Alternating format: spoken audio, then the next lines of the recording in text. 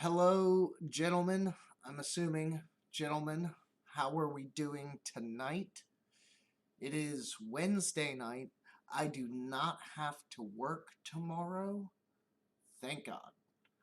Couple of days off are going to do me well. First up, after relaxing like I am now, which somehow live streaming with you guys, it's like hanging out with friends. It really is. And that's not to placate the YouTube relationship. It really is. It's like hanging out with a bunch of buddies. I got a beer, I'm chilling. It's just weird that I got this camera and all this stuff going on, but it's about the same. So tomorrow, I'm getting back to the damn engine on that thing. I'm going to get the exhaust manifold bolted up. I am going to hopefully get the cams back in and start. I'll throw in the thermostat at some point. I haven't done that yet, but that's really, that could wait. But I'm gonna try to get the cams in and start getting back to the timing. So to do that, there is one thing. Um, there's an it's like, I'm gonna call it the main seal. It's for the harmonic balancer shaft. Uh, yeah, I got a replacement seal for that in the kit, but I don't really know how to go about getting it out. I mean, my first thought is to just kind of like get a hook and rip it out of there and then press the new one in. That seems to be the best way to go, but I haven't really decided if I'm going to do that.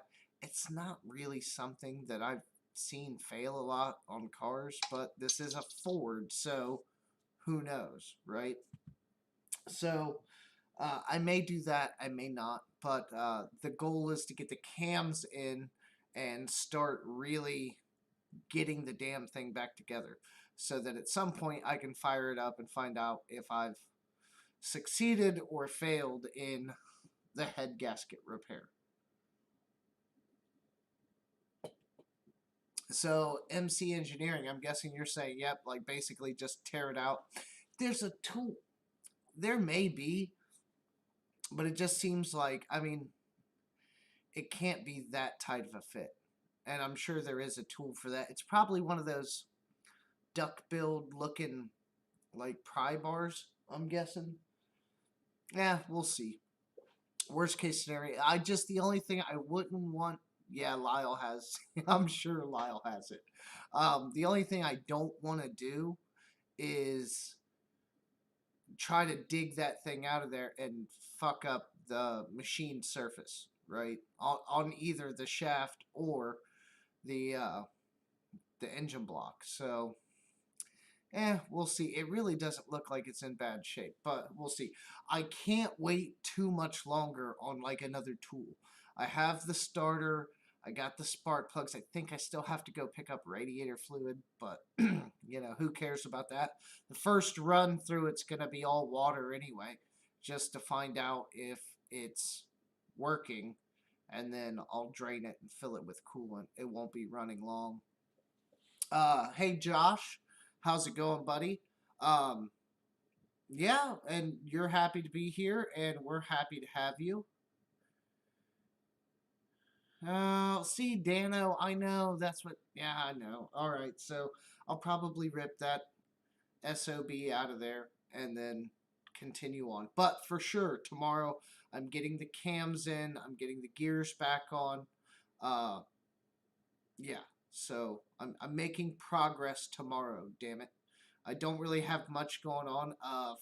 Photographer slash videographer buddy of mine is going to come over tomorrow and give me a quick rundown of this camera that I have now. So I've been really toying with it. Like, obviously I'm not going to jump into like crazy scripted videos, and you see what the background looks like in my garage. It's not going to change dramatically, but I can't lie and say I haven't thought about like really trying on like the shots and the angles. I mean, I guess I always kind of have, but somehow it always ends up like some half-ass attempt because like you really everybody says start with your phone. And that's it's a fair point. It depends on what you're doing, but it's a fair point. But when you really start getting into it, how many videos have we watched where, we're waiting for the autofocus to shift from, I don't know, our hands or whatever the other subject is to some tool that we're trying to hold up in front of the camera? Like, a lot of that will go away. Having a nicer camera and a dedicated camera that, worst case scenario, I stop recording real quick, you know, change the focus. But I think the autofocus on this does really good. Like if I move out of the shot, you see how the background got clear all of a sudden? And then I come back into the shot and it focuses on me and the background gets that little bit of blur back. So the autofocus on this thing is really good. So I gotta figure out what my next video is gonna be. Toying around in my head, I haven't come up with anything yet, but I think I'm gonna try. And I've also been watching a few of like the photography videos, like the this one dude in particular, he doesn't like make commercials, but he makes commercials, if that makes sense. Like he does get paid sometimes for these actual commercials, but in his channel he shows what he does, so he'll make like fake commercials just for the sake of making one. But he does some really interesting things. Now I know my editing isn't going to be on par with his. He knows like every trick in the book, but I've thought about that. Like when I'm doing some of these product reviews, tool reviews, whatever. Like trying a little harder to get some better shots and to make it more entertaining, more pleasing to the eye. So we'll see what happens there, but that's definitely something I was thinking about. And then who knows? Maybe if, I do a good enough job, maybe I could get hired by a company to shoot like a Instagram ad for them or something. You never know.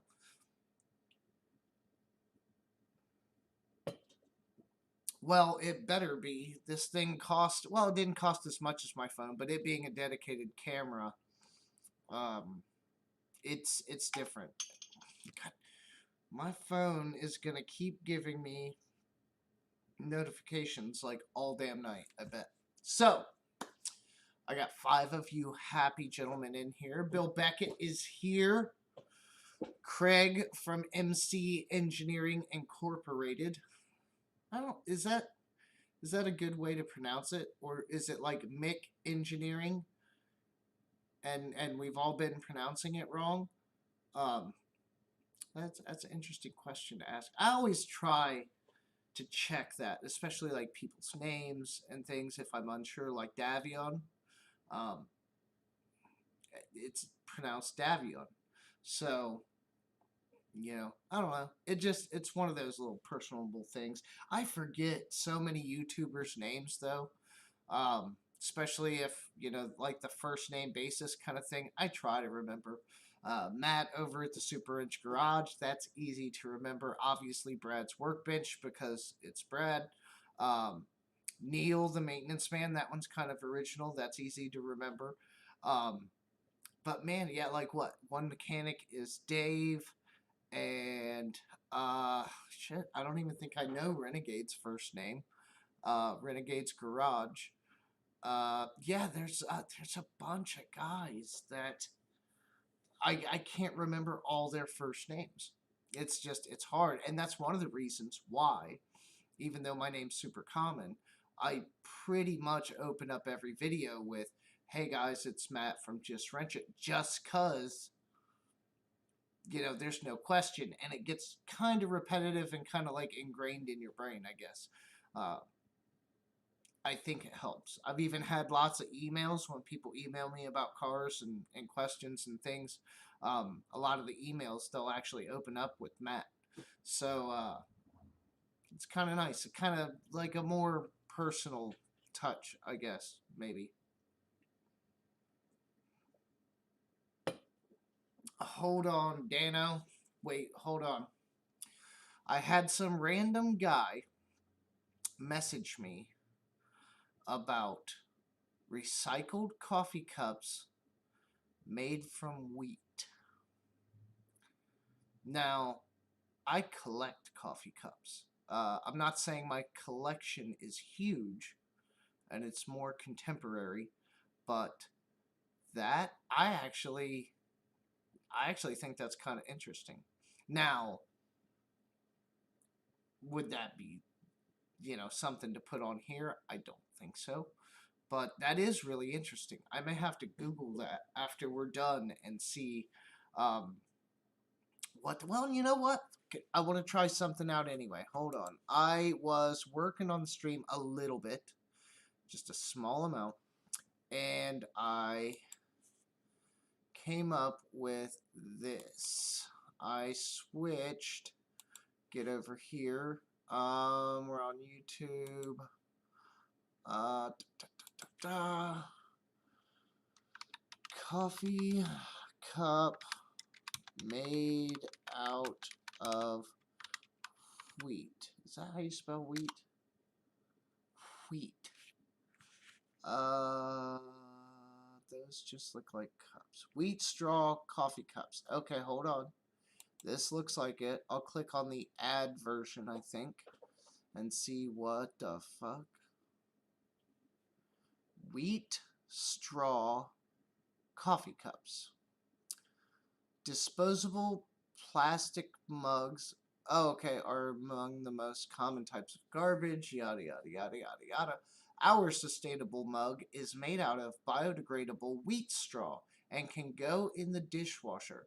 Our amazing eco-friendly mug does not contain any harmful or toxic material. The lightweight, isolated, double-layer mug keeps your drink at its desired temperature and is easy to carry, so no single-use plastic. That's... Okay, they got a silicone cup. That's bamboo fiber. Okay, that I'm all about the bamboo. They do a lot of crazy stuff with bamboo, but the wheat. I wish like what are all the pictures? Are there any more pictures? No, not really. I mean, I don't like the look of these. Like, I don't know. The green one's not that bad. I wish it was more like forest green, but that's not horrible. I mean, and it's not like a coffee cup like I thought. Maybe this isn't even the right one. Dano's sending me pictures. I love the 4D experience. Oh, wait, those are like even better. This is not, I'm not looking at the right one, so let me see if I can go back. No, I don't want your discount. What is that? The friendly cup. Do I see that anywhere? I don't even see it. But they could be coming through like see that. This is, oh, you son of a bitch. Yeah, there we go. That's a little more, yeah, here's a wheat straw coffee mug. This is a little more like what I thought, um, we were talking about, hopefully. So, but that's still, like the to-go cup, I have a thermos that I take to work. It's like my company's logo on it. And it's not bad. It's just a regular metal thermos. But I dropped that thing a couple of times, and it's dented and doesn't sit straight. It still does its job, but it is getting to be on its last legs. That's not bad. I wouldn't... Okay. Here's where I'm at with this, guys. Let me come back to you. Switch back to the webcam main. Okay. So here's where I'm at with this. And castrate me all you want. But obviously, that's not the kind of tool we're talking about on the channel. So I wouldn't do that. But I would do some kind of sponsorship with them. They probably don't want that, right? They don't want some kind of sponsorship where they pay money. They probably just want to give away products, which, you know, I'd take them. It looks interesting. It's pretty cool. Um, but obviously it's not something that would go on the channel unless like we were cutting it up and testing Sawzall blades or something, Or, ooh, try to burn it, see how that goes. Yeah, well, yeah, but it's just not that's more like a client graphics kind of video, like destruction and tearing things up. But still interesting. It's nice that that you're getting offers. The only ones I ever get are from like wacky Chinese companies that are trying to get me to like take products of like nothing that has anything to do with tools or cars, just ever. Like I can't even come up with the list of things, but it's never been anything that I was like, oh, okay, that sounds cool. But I could always reach out to them.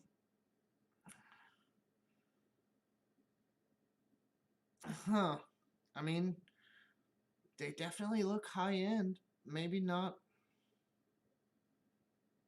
That's interesting. I don't know. I'll message them and see what they're talking about. But I know it ain't gonna be about no money. And if it is, sign me up. I'm looking for sponsorships now a little bit, man. I got to squeeze some money out of this thing. Um, and hopefully things will get better slowly with the content and the projects. I'd love to get well, I got to finish this first, but I'd love to get the money up. I have this idea. There's only 4 of you in here. So I doubt anyone's going to steal my idea. But I have this idea to buy a clunker, like $500 car, whatever, which I'm sure will have a plethora of issues.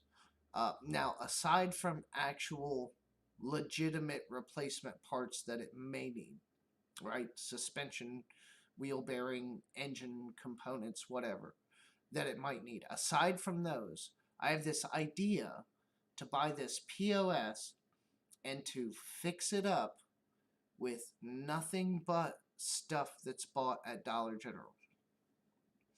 I haven't come close to getting the ability to do that video yet, or project, so to speak, but I think it would be interesting, hopefully entertaining. The interesting thing would be that Dollar General doesn't sell Bondo.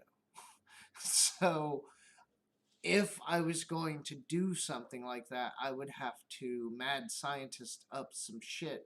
I think they do have a 2-ton epoxy, but that's not Bondo. I think we all know that. So I'd have to think outside the box. Oh, they want me to buy them? Dano, you actually talk to them? Interesting. Well, I don't know. I will say, they're very interesting coffee cups, but I'm not vegan. I'm not trying to save the world. While we probably need to, like, move to better alternatives, um, I ain't gonna be the first one. That's for sure.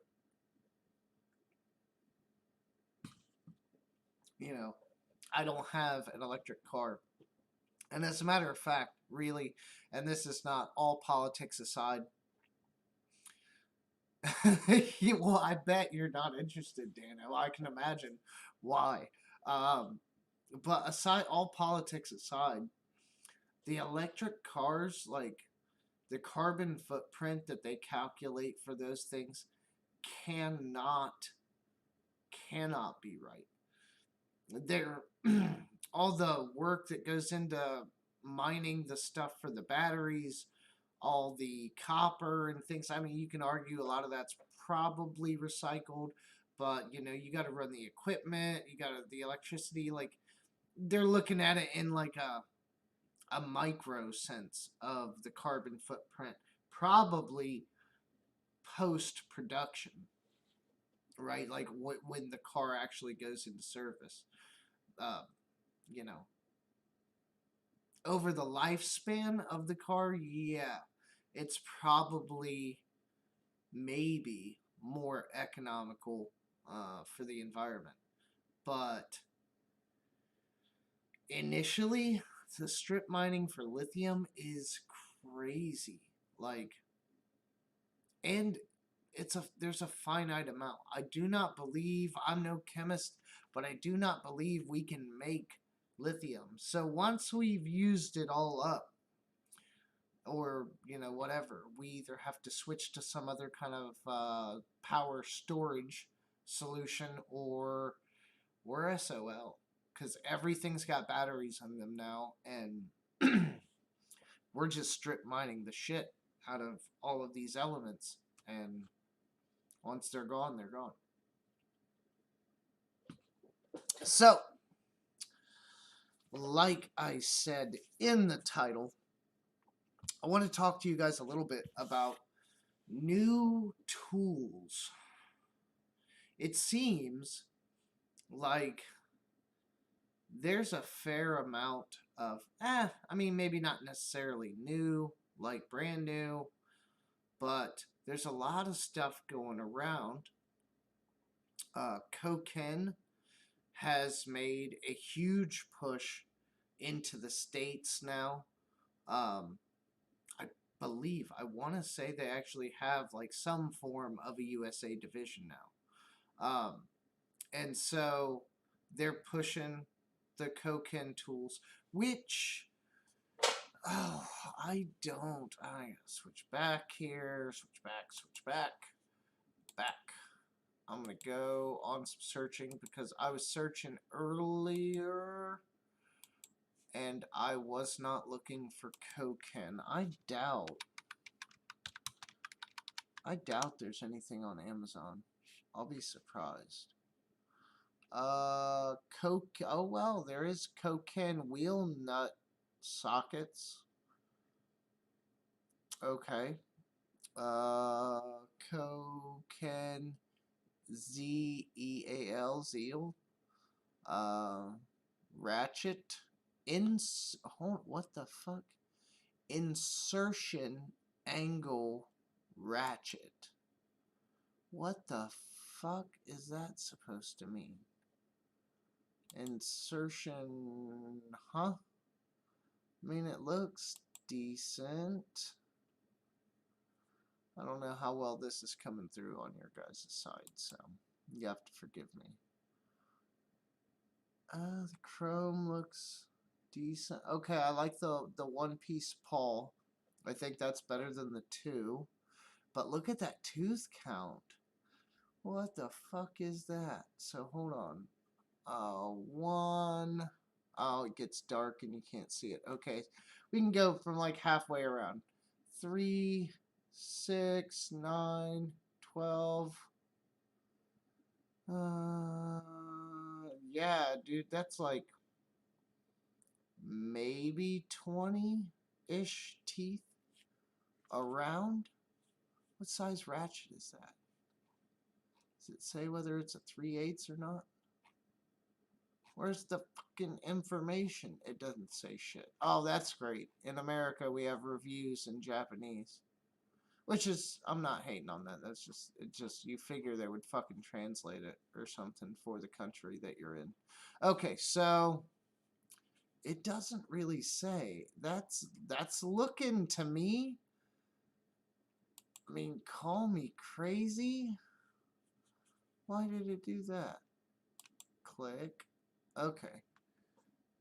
I guess that could be 3/8. It's, yeah, it kind of looks like, by that socket, it's looking more like 1/2 inch, but I can't tell. What is that, a 14 millimeter? No, it's a 3/8. So, that's, but look at that, $39. This obviously is a third-party seller. It looks like the only Koken stuff you're going to find on Amazon is, yeah, third-party seller. Here's a 1.5 inch square drive, 12-point socket. Damn, $500. Y'all are fucking crazy. Okay, so let's open up a new window. Koken. Toolco. Oh, it's fucking Japan. Oh, there it is.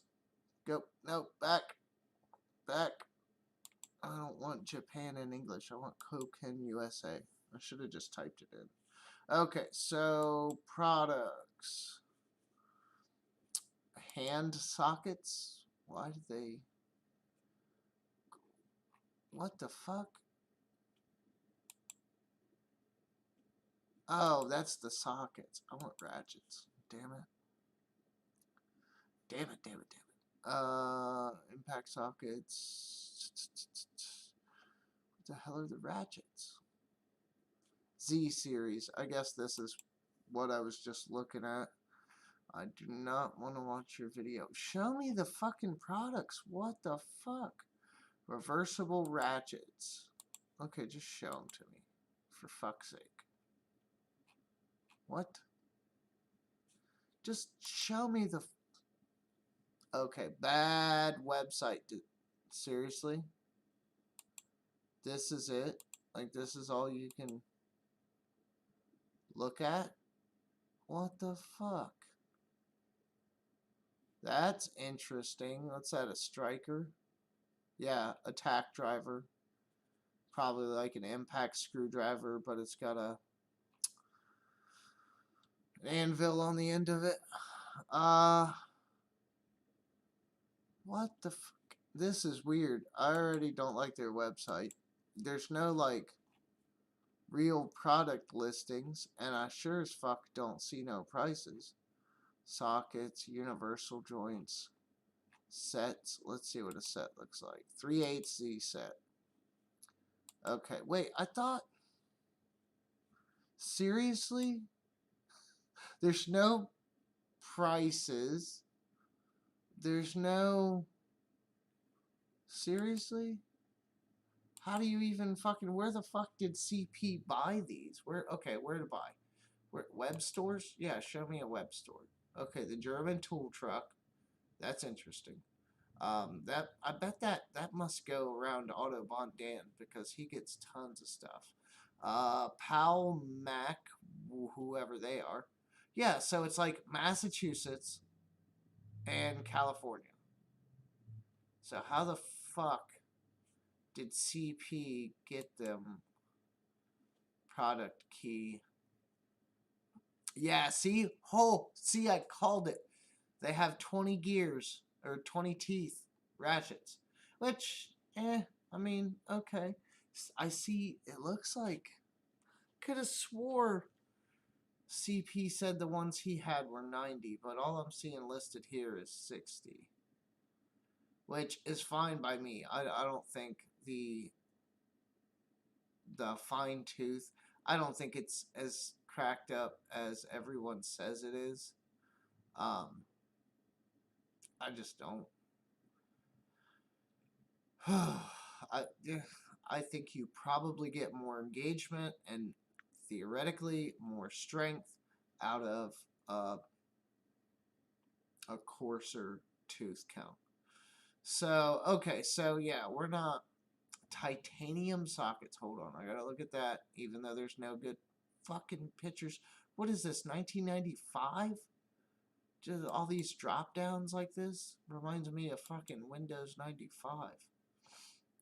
Oh, okay. You can click it and it kind of gets bigger.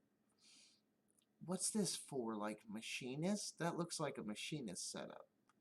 I don't know much else. It doesn't really say. 6-point sockets. It's only metric. Yeah, you're going to have a time and a half getting anything from Koken, chances are that's SAE. It looks like. I'm guessing. Automotive. Yeah, that spark plug socket. I want to look at this because CP showed a spark plug socket in his video. I don't even see it here. Might have been that one. But it looked weird. It looked really weird. Looks like they got some product videos. Make that a little bigger. That might be the one. Because he used it with, or he was showing it with the universal joint that he got, and it looked funny to me. Now let's go back to the chat and check all my people. Webcam main, transfer. What is everybody what is everybody talking about? How to recycle the car, it's cool. Okay, I'm very interested in the SP brand. SP like SP Tools. Yep. Russ Belt's gonna go work for them. They are doing some interesting stuff, and I will say their air tools are pretty good. Zaphael, thank you for calling out the likes on the video. I appreciate it. Yeah, CP did just do a Kokin vid.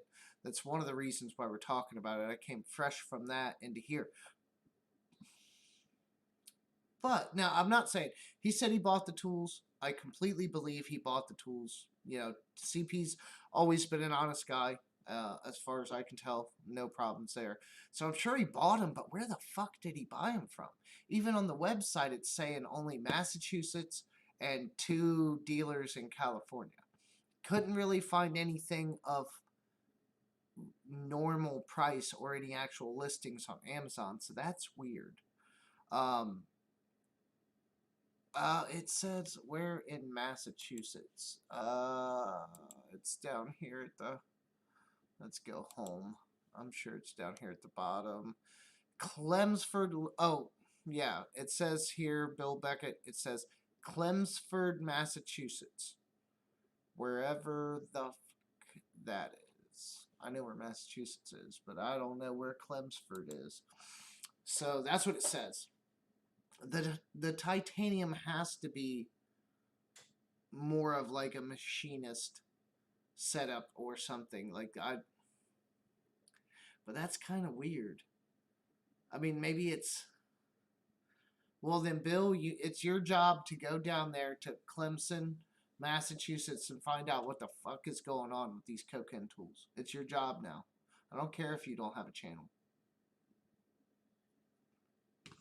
You're the man on the street or in the street, sir.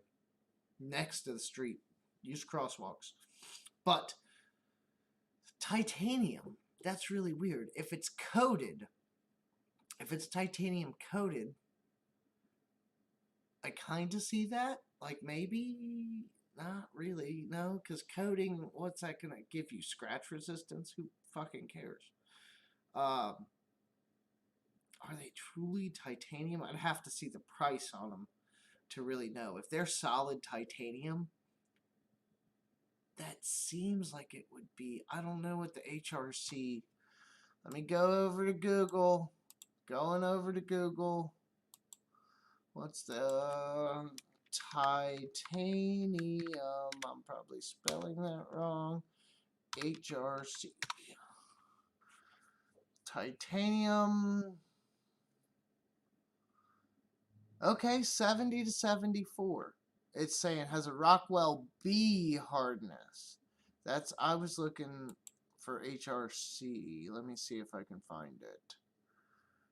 Oh, okay, what the fuck? Yeah, it's low. The Rockwell C scale for titanium, like actual, full titanium, is 36. Even the best, like even some of the crappy tools, it's like 40 to 50, 55 starts getting in the high range of the HRC scale in terms of regular tools. So what the fuck would titanium? I don't know. I'll have to look that one up. I've never heard of anyone making a ratchet and sockets out of titanium, so that's a new one for me. Matco resells them. That's how I bet CP got them. Do they really? Because they're not listed on the website as anyone that you can buy them from. That's weird. You'd think they would promote the shit out of that, because I didn't recognize any of the other dealers that they had listed. And I still don't see prices. I mean, it's going to be a little higher, right? Because It has to be. Let me kill off some of this here. I really wish become a dealer, information, where to buy. Oh, mobile dealers. Okay, my bad. Mobile dealers is, yeah, Matco. Okay, you're right. I should listen to the people. Okay, so mobile dealers. Here, let me switch you guys over so you can see what I'm looking at. I'll get better at this transition stuff somehow. Okay, so here we are. Mobile retailers. So I went where to buy. I went to web stores. I didn't see mobile dealers. So I went to mobile dealers here. Kurt Simmons, California. German Tool Truck, California. LAF Tool Group in Dallas. And this one's only listing one guy, though, for Matco. Wait, did you say? Let me go back real quick. What? Oh, sorry for the infinite. Da da da da da da. Yeah, you did say Matco. So I don't know why they're only listing one guy, this guy, unless he's gonna get you in touch with your local. Maybe he's like an actual, I don't know, like a not regional, but like a higher up. He's gonna get you in touch with your local rep that does, and then Rick Hunter, the camera's in my way. I can't really see that. So, that's interesting. But, okay, so industrial sales reps. Where's Ohio? Where's Ohio? Jim Chase. If I can justify it, I could buy one at work, probably. I can't do anything with it, like videos or anything, but I could have it for work. So I will keep that in mind. That's one thing that's kind of pissing me off about where I work right now, because they're real crazy about cameras and all that, which is fine. I mean, most jobs are. They kind of talk a big game, but they don't really follow it up. But they're serious where I'm at now. I can't do anything. So I can't. Yeah, I think maybe one time or two I've snapped like an Instagram photo or something. I think of the Olsa tool gloves. I think I snapped that one at work. Probably shouldn't have even done that. But you couldn't see anything in the background. But really, I can't. It's not like I can do videos at work like a lot of the mechanics. I can't, talk about the tools that I have. I could talk about it, but I can't show. I can't record any video. I'm supposed to be working. So, yeah, so all that work stuff's out. But I have a bunch of shit at work. I mean, not a crazy amount, but I mean, stuff I'd love to talk about, like all the proto stuff. I have the proto ratcheting wrenches. I have the proto ratchets.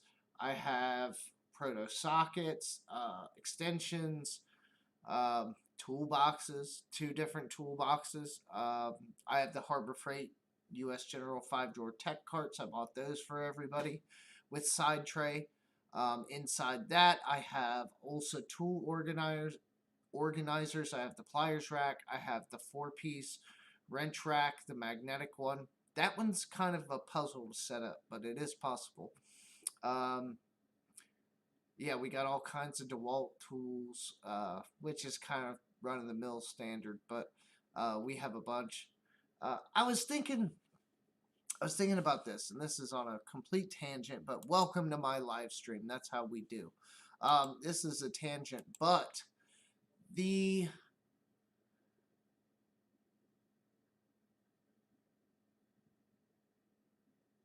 okay, so wait, hold on. What did Zaphael says? Yeah, they are listed under all dealers. Okay, I know a guy who knows a guy. Yeah, you know everybody, Zaphael. You're in everybody's live stream. You're a moderator on everybody's channel. Like, you're more if you started a channel, like a real channel, I bet you'd rise up to the top of the ranks. I mean, it kills your time, your free time, but something to think about. But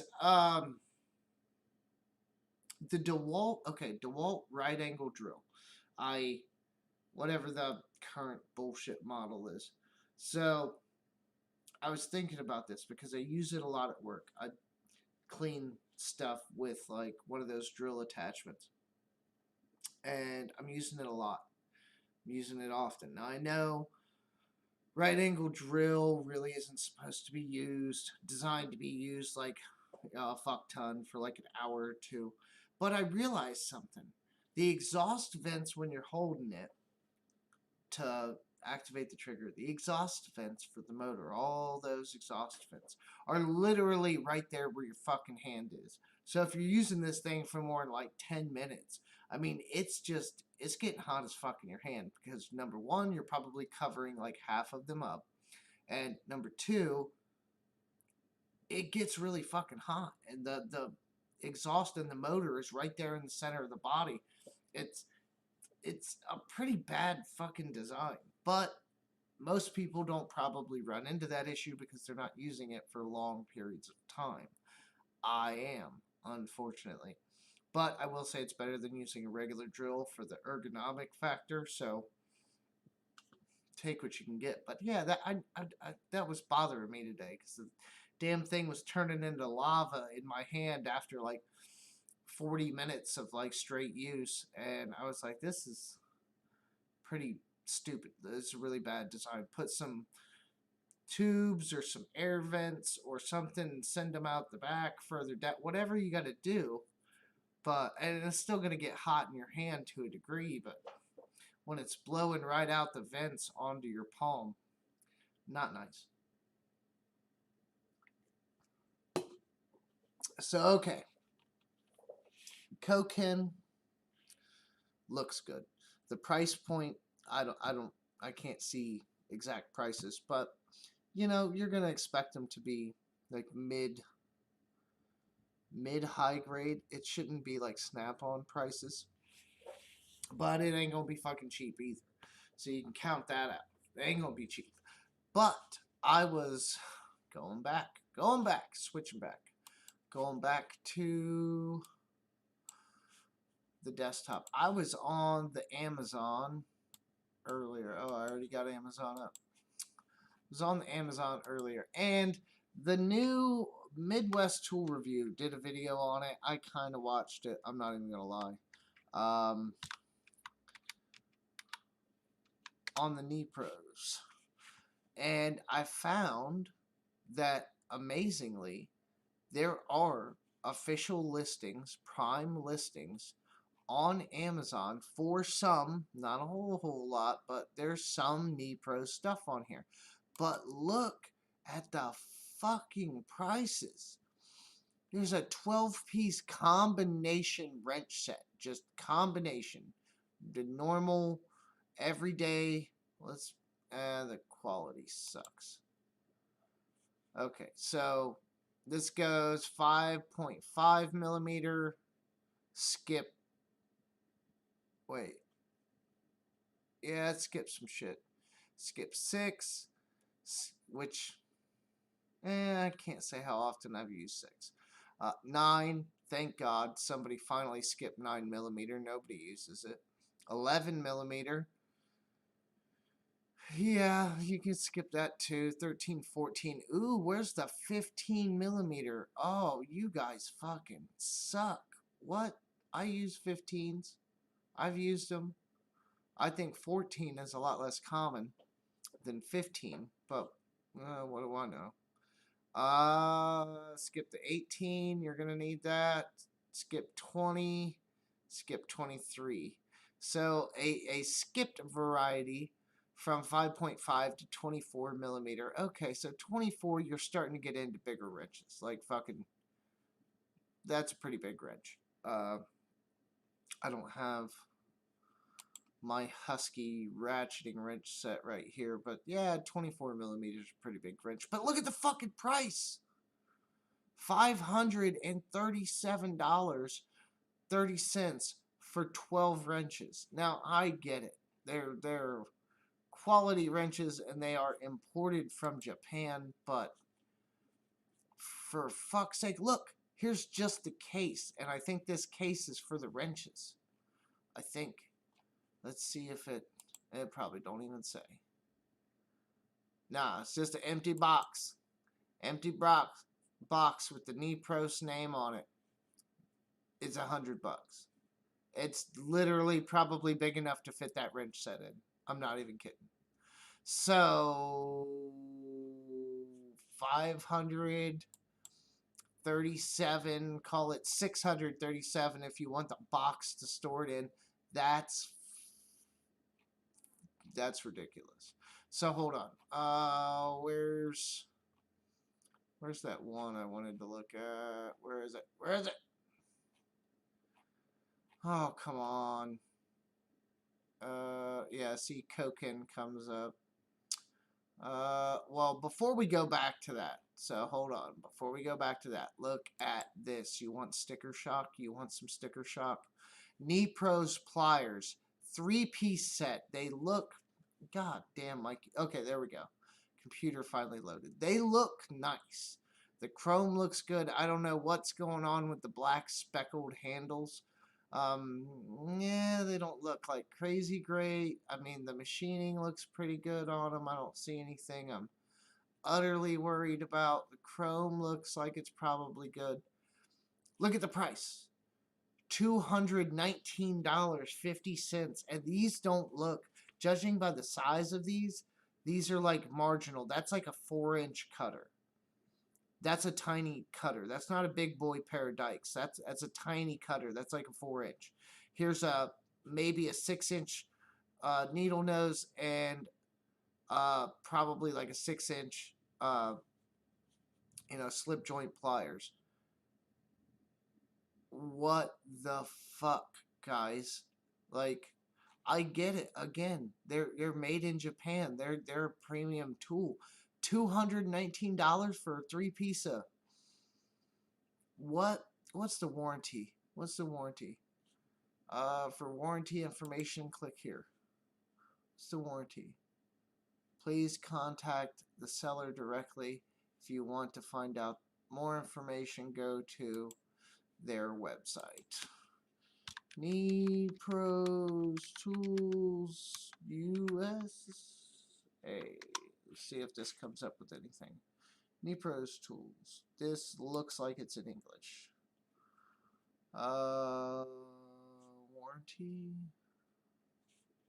Warranty. Nothing. Auto specialty tools. About us. Oh, customer service. I bet it's in there. Kyoto, Japan, yada, yada, yada, yada, yada, yada, yada. Okay, yeah, it's not there. Customer service. Return policy. Send an email within 30 days to receive a replacement or refund. Tool must be unused. Freight charge for Japan to return the tools at your expense unless it was an error. Warranty. Every Kneepros tool comes with our assurance of quality and durability and is covered by a lifetime warranty. All Kneepros brands tools are guaranteed to be free from defects in materials and workmanship. We will, at our expense, repair or replace any tool which does not work to the owner's satisfaction. Tools that have been Oh, see, there you go. There you go. I mean, everybody kind of plays this game anymore a little bit, but tools that have been misused, abused, or modified are ineligible for warranty. That leaves a lot open to speculation. You want me to buy $220 3-piece hand tool set of very basic tools, pay an astronomical rate, and you're going to reserve the right to deny my warranty if you think I misused the tool or altered the tool? That's oh, hold on. It gets more specific. We're not liable for misuse. Following items are not eligible for our quality assurance. Another beer. Consumables, products that use wearable parts such as the inward turning tool, screwdriver, hexagon, screw, torque. So all your bits and those types. Pliers, nippers, and pinchers. So damn, $220 for that 3-piece set, and you don't get a fucking warranty because they're wear tools, they're consumables. Gears, gears, gears. Hold on, gears, gears. You mean that thing inside of every ratchet, the gear? Ooh, okay, let's keep going. Also other products that constantly wear as they age. That's fucking everything. Everything wears a little bit. Okay. Damage that is caused by any other factors than problems with the product material and manufacturing process. Any damage that's not a material failure.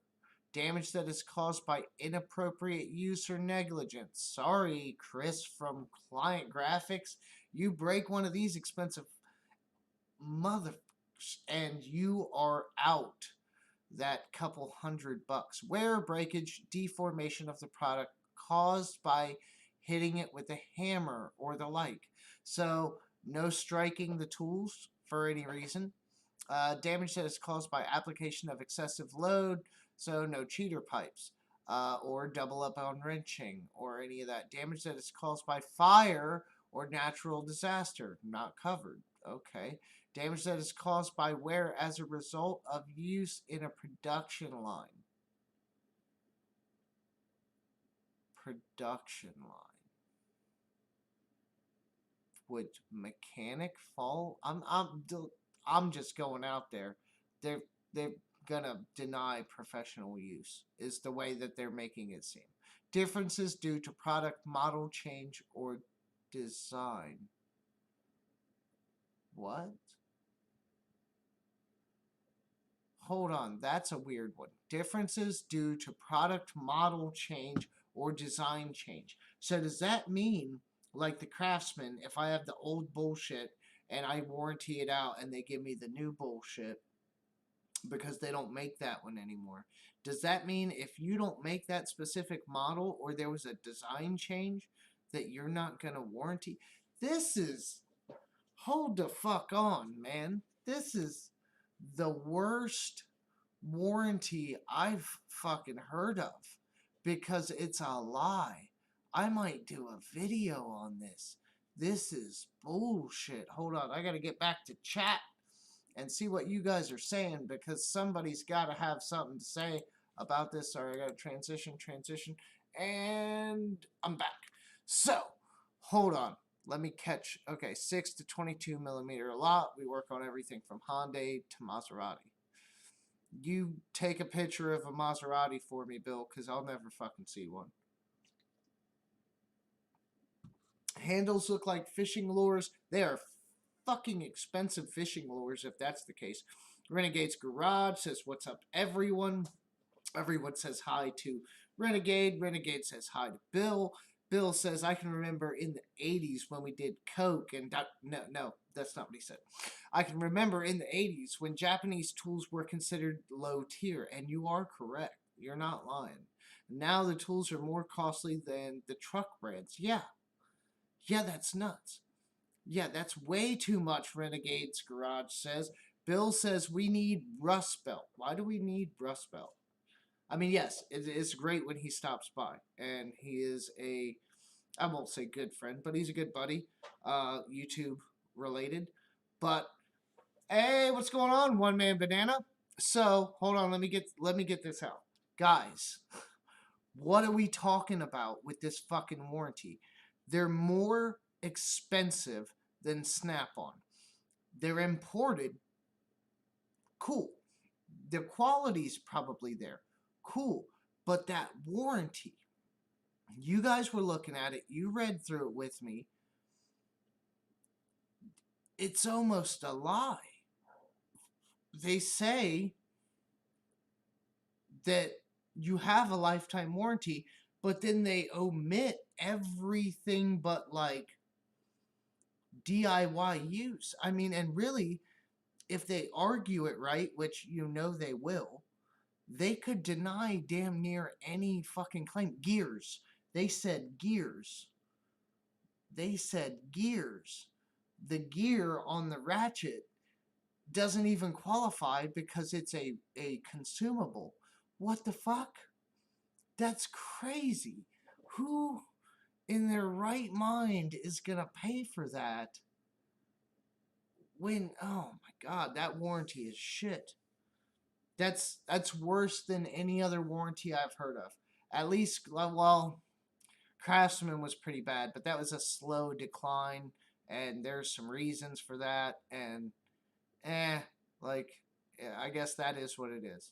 That took decades for that to slip the slippery slope into the shit pool that it is now. But this is worse because it's an outright lie. You have a lifetime warranty, except when and if this and not that, and you can't use it on a production line. It's easy to argue that a mechanic's shop bay is kind of like a production line. It's not necessarily toe for toe, but they make it sound like that could be a disqualifier. I mean, basically, the wrench is always being used, especially like your 13, your 10. That's a weird one, man. I don't know. That warranty is sketch. Is very sketch.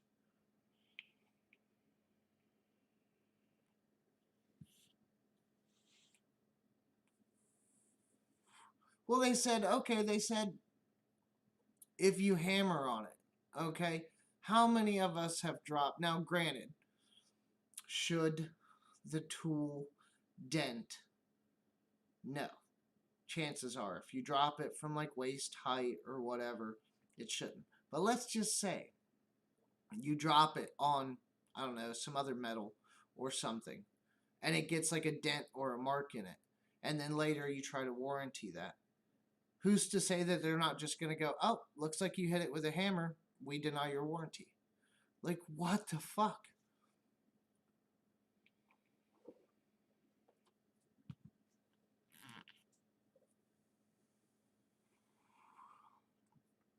One Man Banana has a good point, a fair point.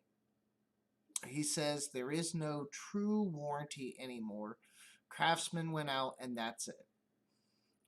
He works on everything under the sun, and I worked with One Man Banana. We now are separated. We have broken up, but he was actually my neighbor for a point in time, and so I can confirm he works on a lot of stuff. He does good work.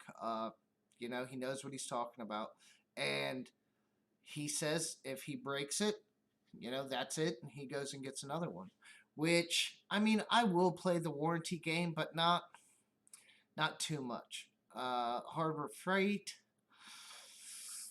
I mean, they do exchange stuff pretty readily, so that's it's not on par with what we're talking about because they're not quality tools, but it's a warranty. Work Pro Tools, I believe, has a pretty good warranty. Ulsa Tools, I want to say they're a lifetime, but don't quote me on it. But yeah, I mean, like your Snap-on stuff, man. If I'm paying that much, here's my thing, One Man Banana and the rest of you people that decide to listen to me yammer on. If I'm paying that much, right? If I'm paying, I don't know what a ratchet is. I'll leave you guys on this view. I'll switch back over, see if I can find out what a ratchet costs. Where was I? On Amazon. Oh yeah, they have a, where the fuck am I at? What did it do? It did something. It fucked me up. Let me get back. Get back. And where is it? This one? Hold on. Let me get, I gotta like, because it didn't come up in the search results. Okay, here we go. Here we go. I'm switching you guys back so you can see what I'm looking at. Switching you back. Da da da. I'll get better at this streaming bullshit eventually. Da da da. Okay, here we go. It's a Knee-Pros 3/8 socket wrench set. 10 pieces. You get, I can't even tell what sockets those are. You get a little universal. You get an extension, well, two extensions. You get a long one that's like, I don't know, what's that, 6 inches probably, and a 3-inch extension, and a few deep sockets. $336 fucking dollars. Snap-on isn't this bad, right? I'm not a Snap-on guy, but guys, that's Snap-on ain't this bad, right? Jesus Christ. And it's got a little foam insert. That motherfucker better have gold inside of it. What the fuck? I'm not saying they're bad tools. I'm not. I'm really not. They probably are very nice tools. The price point, it's imported, okay, but what? No. No fucking way. 90 tooth ratchet. Okay. Okay. What the fuck, dude? Anyone that's buying this shit is crazy. Okay, I'm coming back to you. I'm coming back to the chat. Transition back to the main. Alright, and I'm back.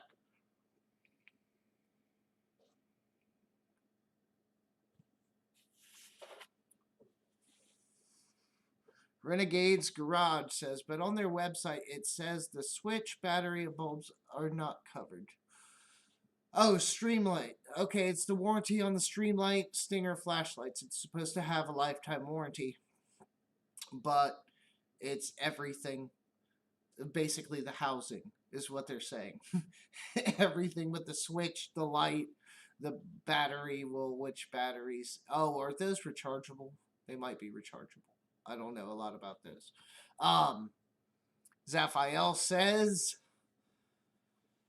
Harbor Freight, hate to say it, but warranties hand tools with a lifetime warranty with 0 issues. And yeah, I mean, I don't hate to say it because I do use it from time to time. I don't really break a lot of Harbor Freight stuff, but yeah. I will say too, AutoZone's Duralast, I bought a breaker bar from them and broke it like the first time I tried to use it.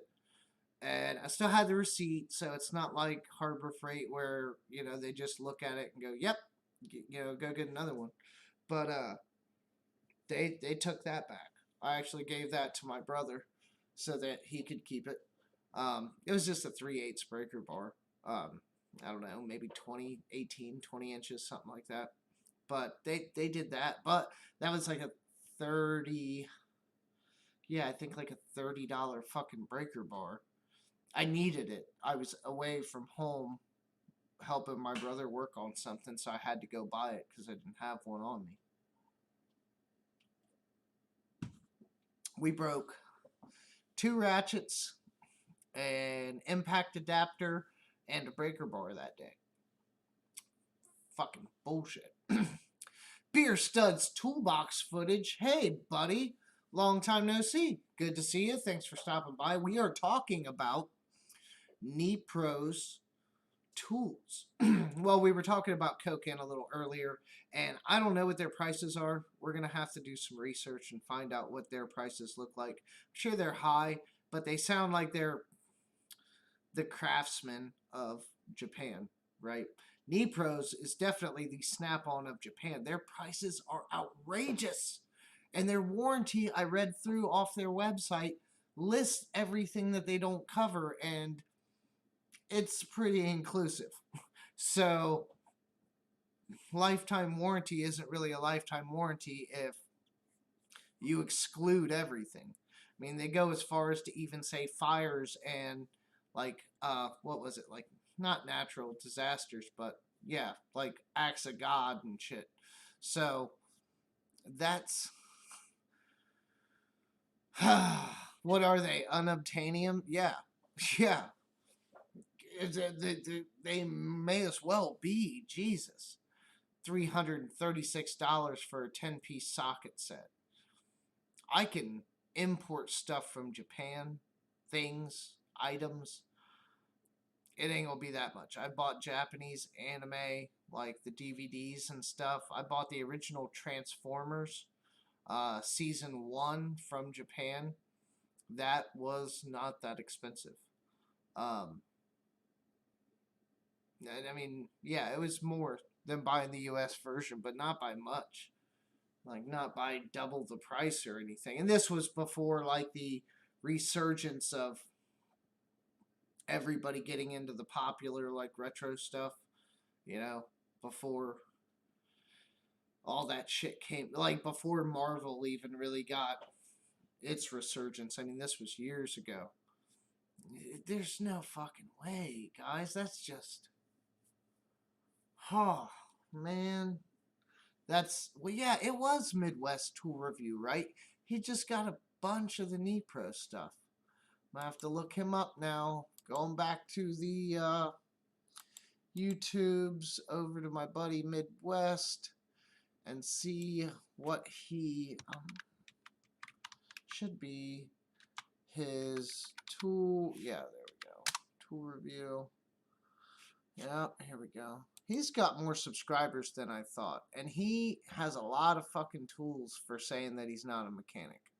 I could have swore it was him. No? Was it not him? Who the fuck? Or maybe I saw it on Instagram. Maybe the videos aren't out yet because I'm not seeing it on his channel. I could have swore I saw it. It must have been. No, yeah. A week ago, he posted his first video on, yeah, Nepro's ratchets. It's a 37-minute video. And I'm not hating on that. I did a 40-minute video on the 1/4-inch socket set, so I'm not hating on that. I'm just saying it's an observation.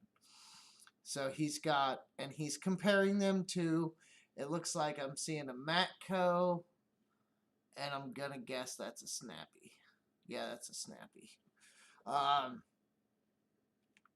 Fuck, man, but he's got, let's talk about the prices, right? We've seen what these prices are. Ridiculous, like way ridiculous. And he's got 5 ratchets. Unless he's playing some editing tricks and he like masked them into a shot. It looks like 2 3/8, 1 standard, 1 flex. He's got the mini 3/8, like the stubby, like the super stubby. And he's got a stubby, maybe that's a 1/4-inch flex. And then some kind of, I don't know, maybe that's a 1/2 inch flex. I don't know. But he's got a few, quite a few. That had to have set him back. Like, judging by what we've seen, a 10-piece socket set was $336. So that I'm going out on a limb and saying that's at least $500. 5 ratchets. I think that's a fair. That's probably a low ball estimate. Walter Frederick in the house. Midwest Tool Review must get lucky buying Snap-on tools cheap. One was the Snap-on Taco Cart Toolbox. Wait, is that a real thing? A Taco Cart Toolbox? I'm assuming that's a typo. Tech Cart Toolbox, maybe?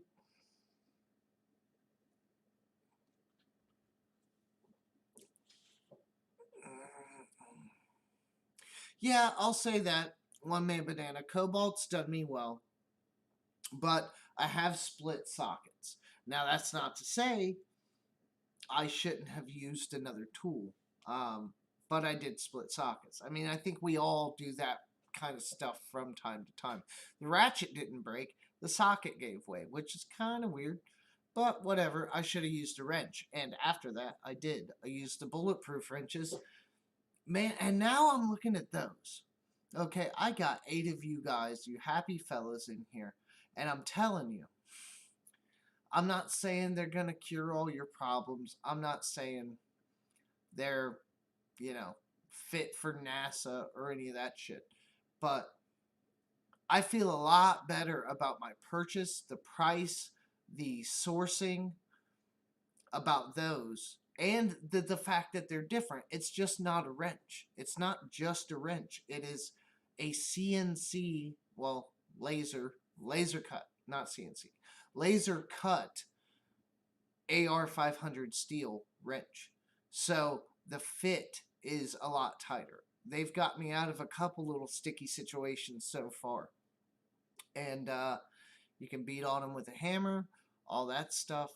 You know, I mean, I haven't had any problems out of them yet, but I feel a lot better about that purchase. That was $200 for, I want to say they're 8 wrenches per set, so that's like 16 wrenches. Yeah, it was about 200 bucks for those.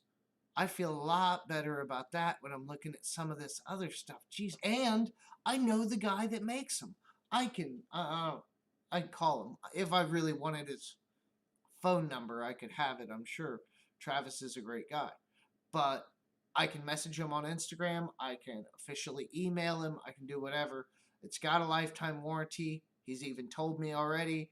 If anything happens, if you just think that you messed it up and you're not sure, send it back to me. I'll send you another one. No problem.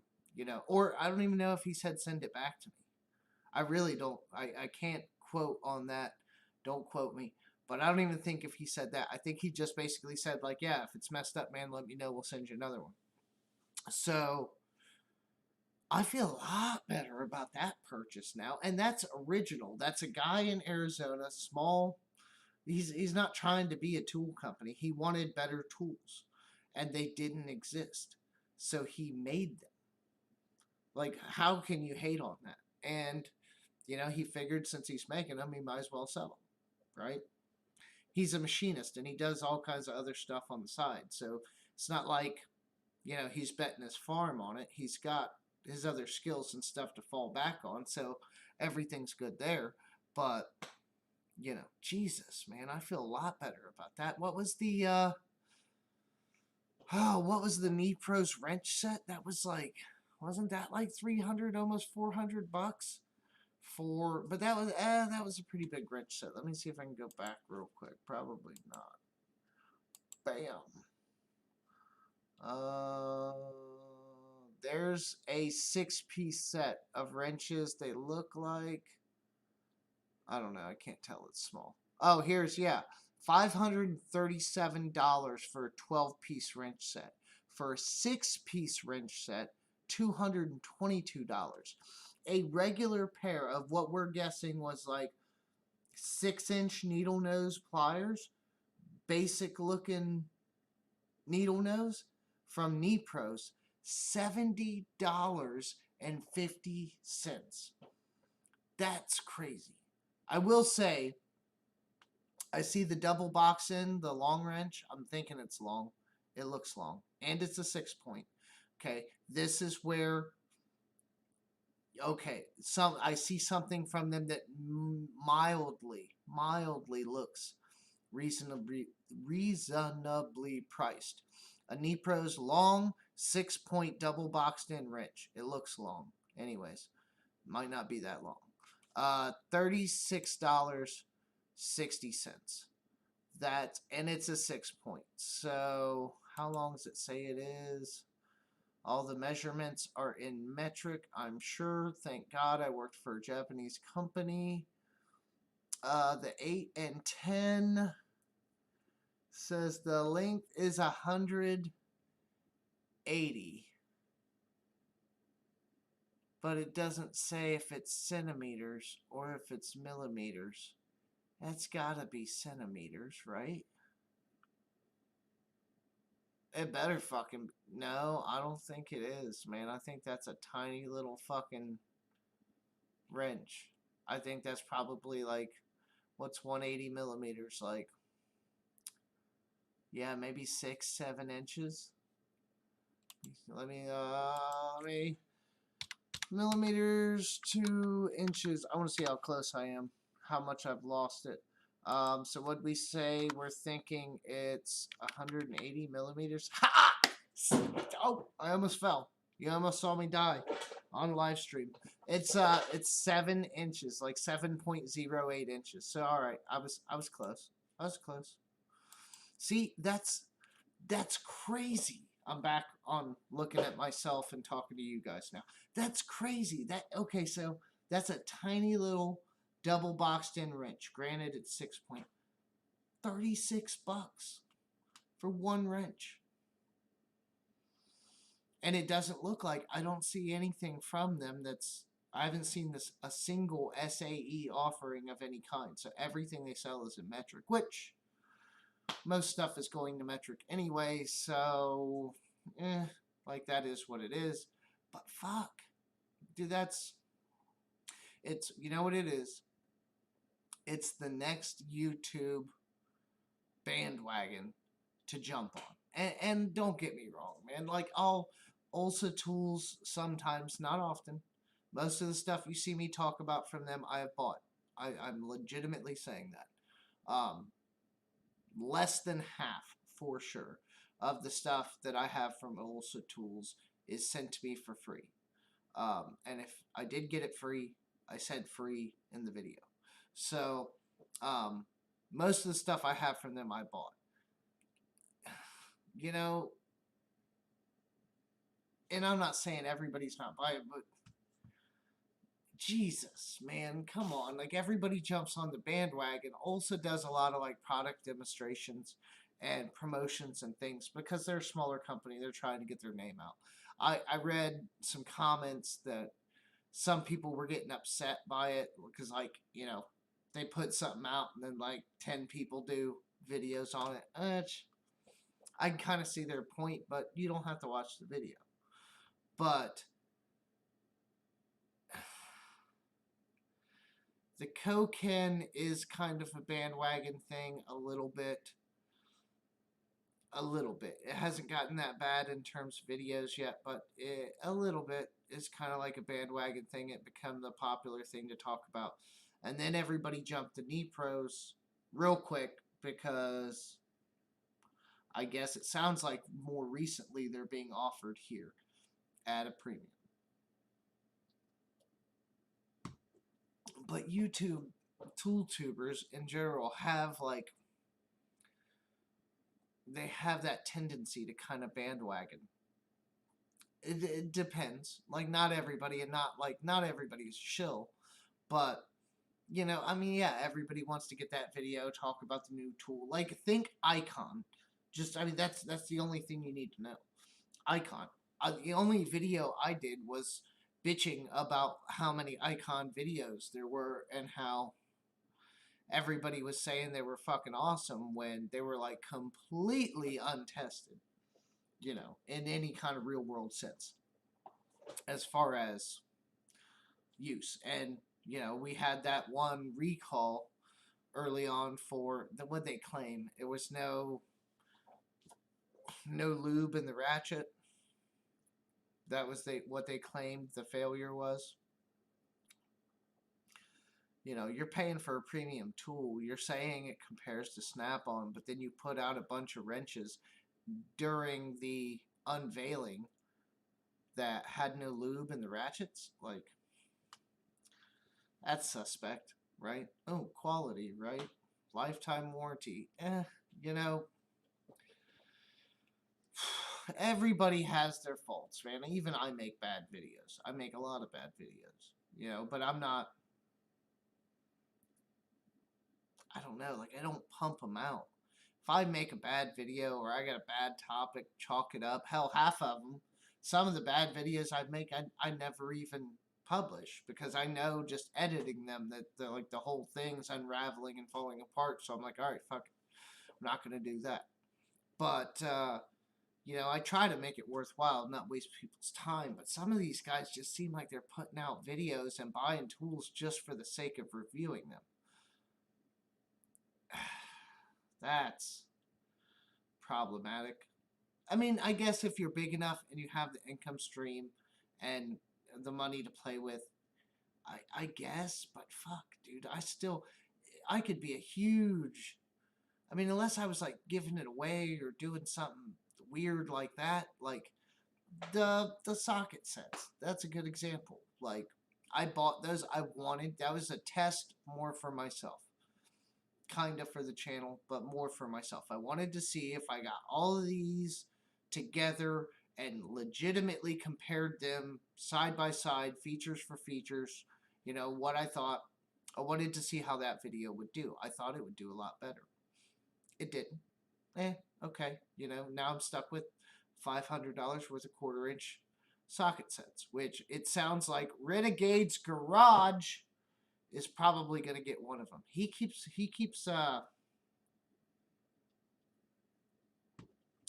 edging for that damn Capri set. But out of all of them, minus maybe the SK, and that's just because of the quality there, minus the SK, I think the Capri is probably the best set. Heavy Wrench, what's going on, buddy? Thanks for stopping by. We are talking about overpriced Japanese tools tonight, for the most part. We haven't seen a lot of Koken prices, but if you haven't, do a Amazon search for the Knee-Pro stuff. It is eye-opening. It's so expensive. It's ridiculous. Like, ridiculous.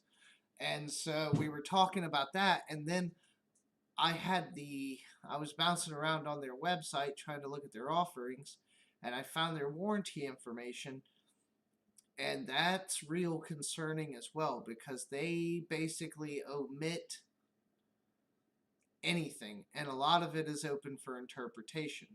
So, I mean, they actually list gears as one of the items that is considered a consumable or a constant wear item, and say that the gears are not guaranteed. They're not even eligible for warranty. So if you tear up the gear in your ratchet's junk, and they're not going to warranty it. That's how I'm taking it. I mean, maybe an official company spokesperson or one of these shills can tell us different, but based on the stuff that they exclude, I am concerned enough to never pay their inflated prices for their tools. And I'm not saying, like I said earlier, I'm not saying that they're probably not good tools. They look like awesome tools. They definitely look like care was made in making them, and they have a nice finish, and they look different. They're not a carbon copy of anything I've ever seen, but Jesus, man, that's a lot. That's a lot to ask for basic hand tools. And the fact that you have nothing, I've seen nothing from them on anywhere on their website or any listing for anything other than metric. That's a big hurtful thing. I mean, even the American guys, like, it's not like you see SK and they're like, nope, we don't do millimeters. You know, yeah, everybody does. Like, I mean, you have to, right? So you would think if they really wanted to come into the American market, and maybe they will later, but you would think if they really wanted to come into the American market, they would have some SAE stuff in there too. Yeah, you do need to check it out. It's interesting because Midwest Tool Review, he's you know who he is, I'm sure. Midwest Tool Review did a video a week ago, I think we just found out, and it looks, unless he's playing camera tricks, I haven't watched the video, but it looks like he's got 5 of the Knee-Pros ratchets, which a little bit ago we were estimating that at $500 to $600 probably, at least, we're thinking. But it's the warranty that's killing me, because it's such a high dollar item. And I get they're in Japan, but they have US. That's one thing I didn't tell you guys when I was bumping around on the website. It did say they have US service centers. So that, I'm assuming, is where you would send the tool back to. But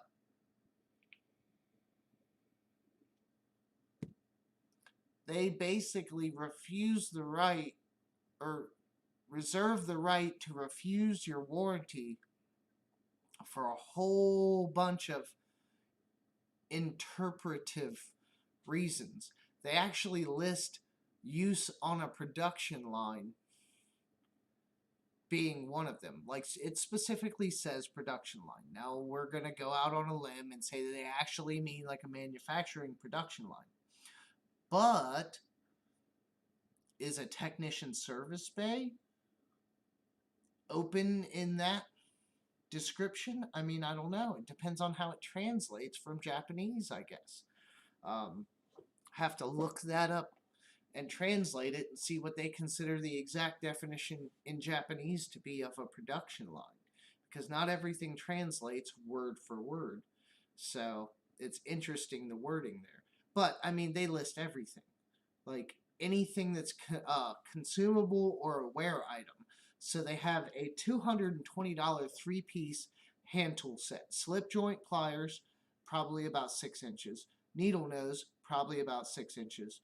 And a set of like 4-inch dikes, side cutters, wire snips, whatever you want to call them. $220 for a three-piece set of basic hand tools that you should probably, say for the needle nose and the cutters, never be using those slip joint pliers, like if you're buying tools that expensive, but whatever. $220, and none of those tools carry a warranty because they are considered wear items. What the fuck? Like, are you serious? You can't guarantee my $220 three-piece hand tool set? Like, off the top, just it's listed right there. It says pliers, cutters, all that. It's listed, no warranty. Like, oh, Jesus. And I was kind of excited for the Knee Pro stuff. I was. Like, they look interesting. And I like Japanese tools. Lobtex is a good company. They're definitely more along the lines of like a budget. They're not like, you know, bullshit. But they're not like Harbor Freight. But I'd put them probably in the neighborhood of Koken, I would think. Like a mid-range Japanese tool company. Lobtex. But and I've looked up some of the prices and I thought about buying them and they're not that bad. Even importing from Japan because I'm almost certain they're not sold anywhere around here. But the Knee Pros, the price point hit me, and then I was just screwing around with you guys on their website looking around, and I thought to look at the warranty just because I figured, lifetime warranty. I think it's offensive that they're calling it a lifetime warranty, given that they have so many exclusions and conditions. I think, only to be fair, with the amount of exclusions and conditions that they have on their warranty for their hand tools, I think it's only right that it should be reclassified as a limited lifetime warranty, if at all. I mean, the list is long.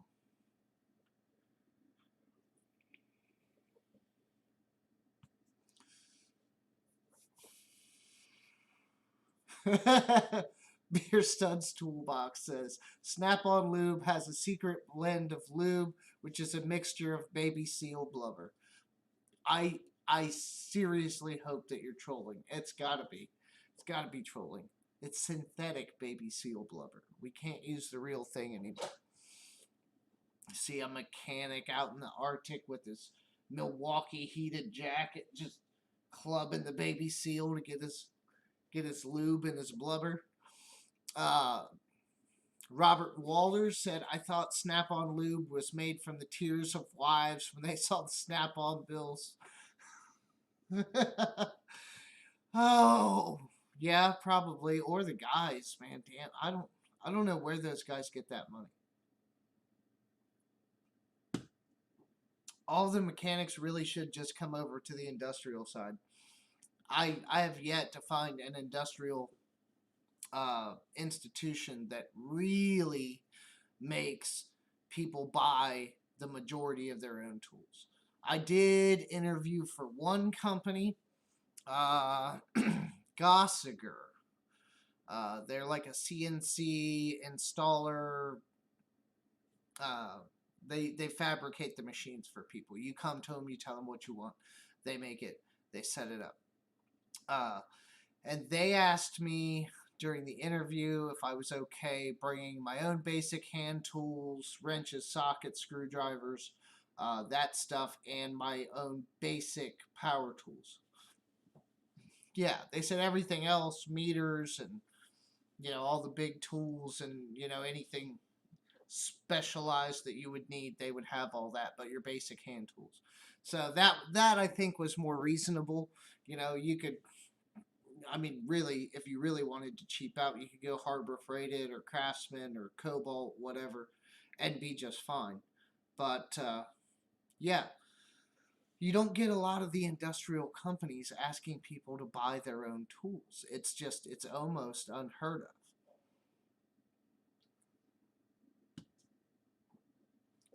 I mean, but you do run the risk there of community tools and stuff getting broke, stuff getting missing, taking a long time to get something you ask for, if at all. I mean, those things happen. Usually, though, if it's a specialized tool or something that you genuinely need, and there's not like another one around for you to use, it happens pretty quick. But man, like all these mechanics buying these tools, like Knee-Pros is now, in my mind, just a talking point. From what I've seen, the prices, the warranty information, I think it's just a talking point. I think it's just the next fad that people that have enough money to buy these tools, or some of them may even be getting them for free. YouTube has new rules that if you're getting a tool for free, you must list it in the video as a paid promotion because you got the tool free or a product or whatever. So,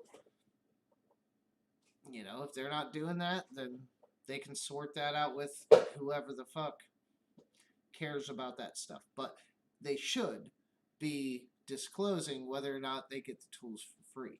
So, I mean, if they pay for them, more power to them. But I think it's a waste of money. I can't see it. I just can't see it.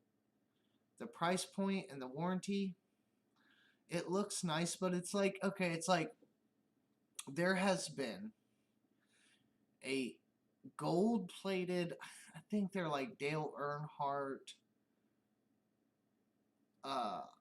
snap-on wrenches. They're gold-plated. They come in like a case, like a wood box with velvet, and it's official, right? This whole thing. It's like a commemorative set or some shit. Snap-on wrenches. It's like a 5-piece set. This thing has been sitting on Facebook Marketplace forever, right? And it's just because it's a decorative piece. Like, you're not going to use those wrenches. I mean, if it's a zombie apocalypse and you really need to, then yeah, go ahead. But that's not going to be what you bust out to go wrench on your car. So they're Snap-on, they're expensive, they're plated in gold, they're limited edition, they're commemorative, it's on par with that. That's what I see when I look at the Knee-Pros.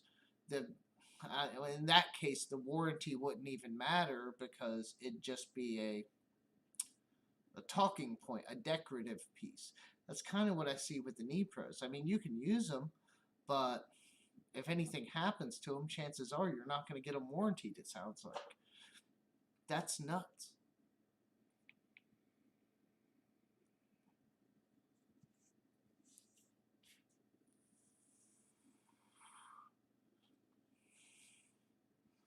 Yeah, disclosure does matter, Backwoods. I mean, and it's important.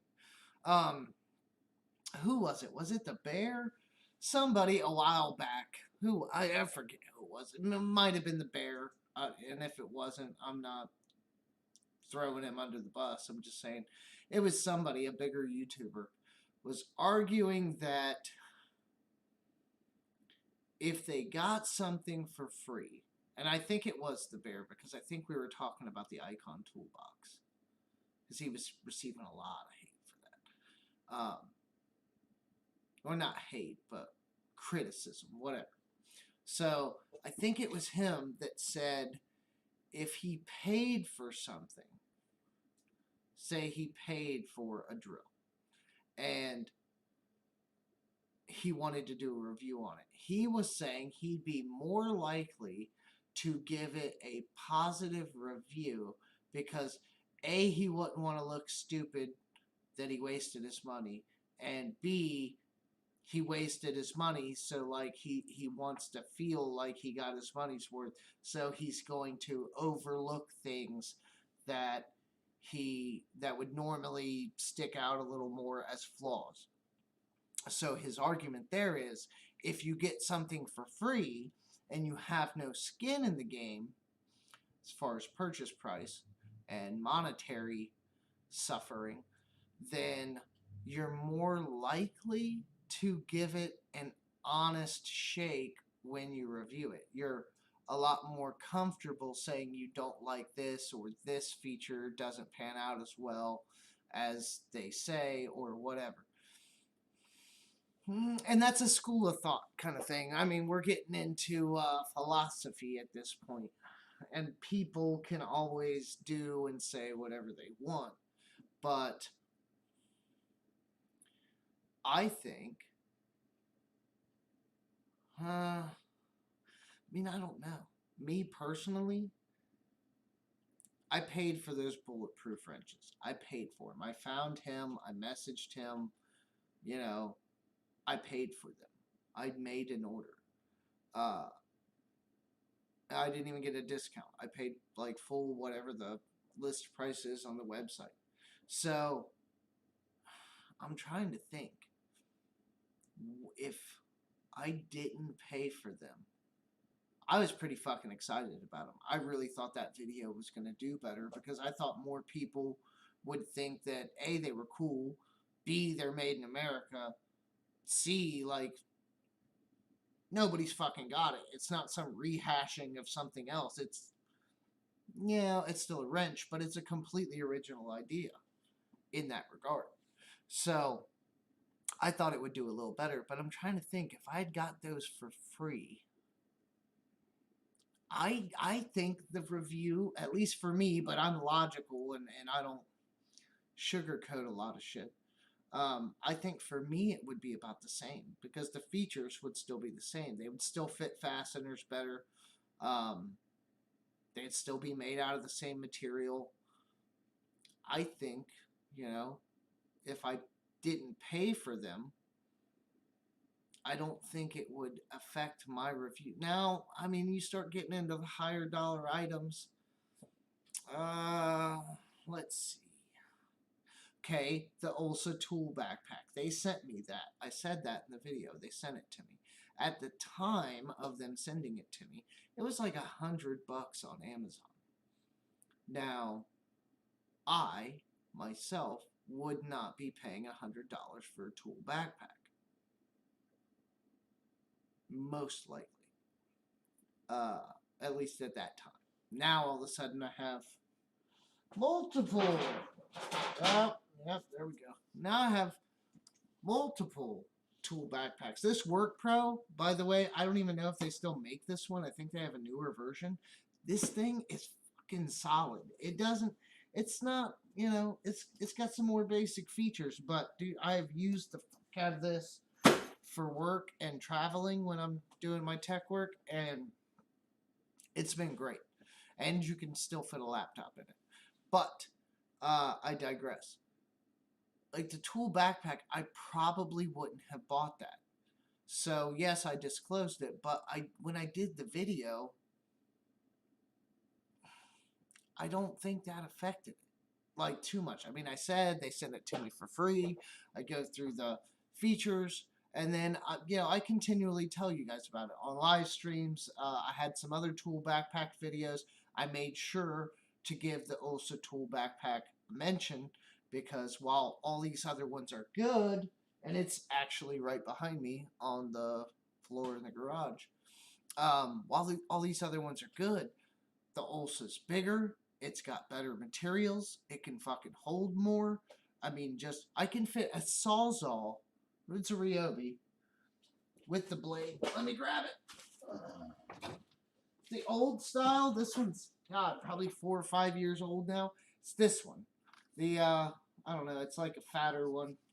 than some of the newer ones that are out, but it's this one.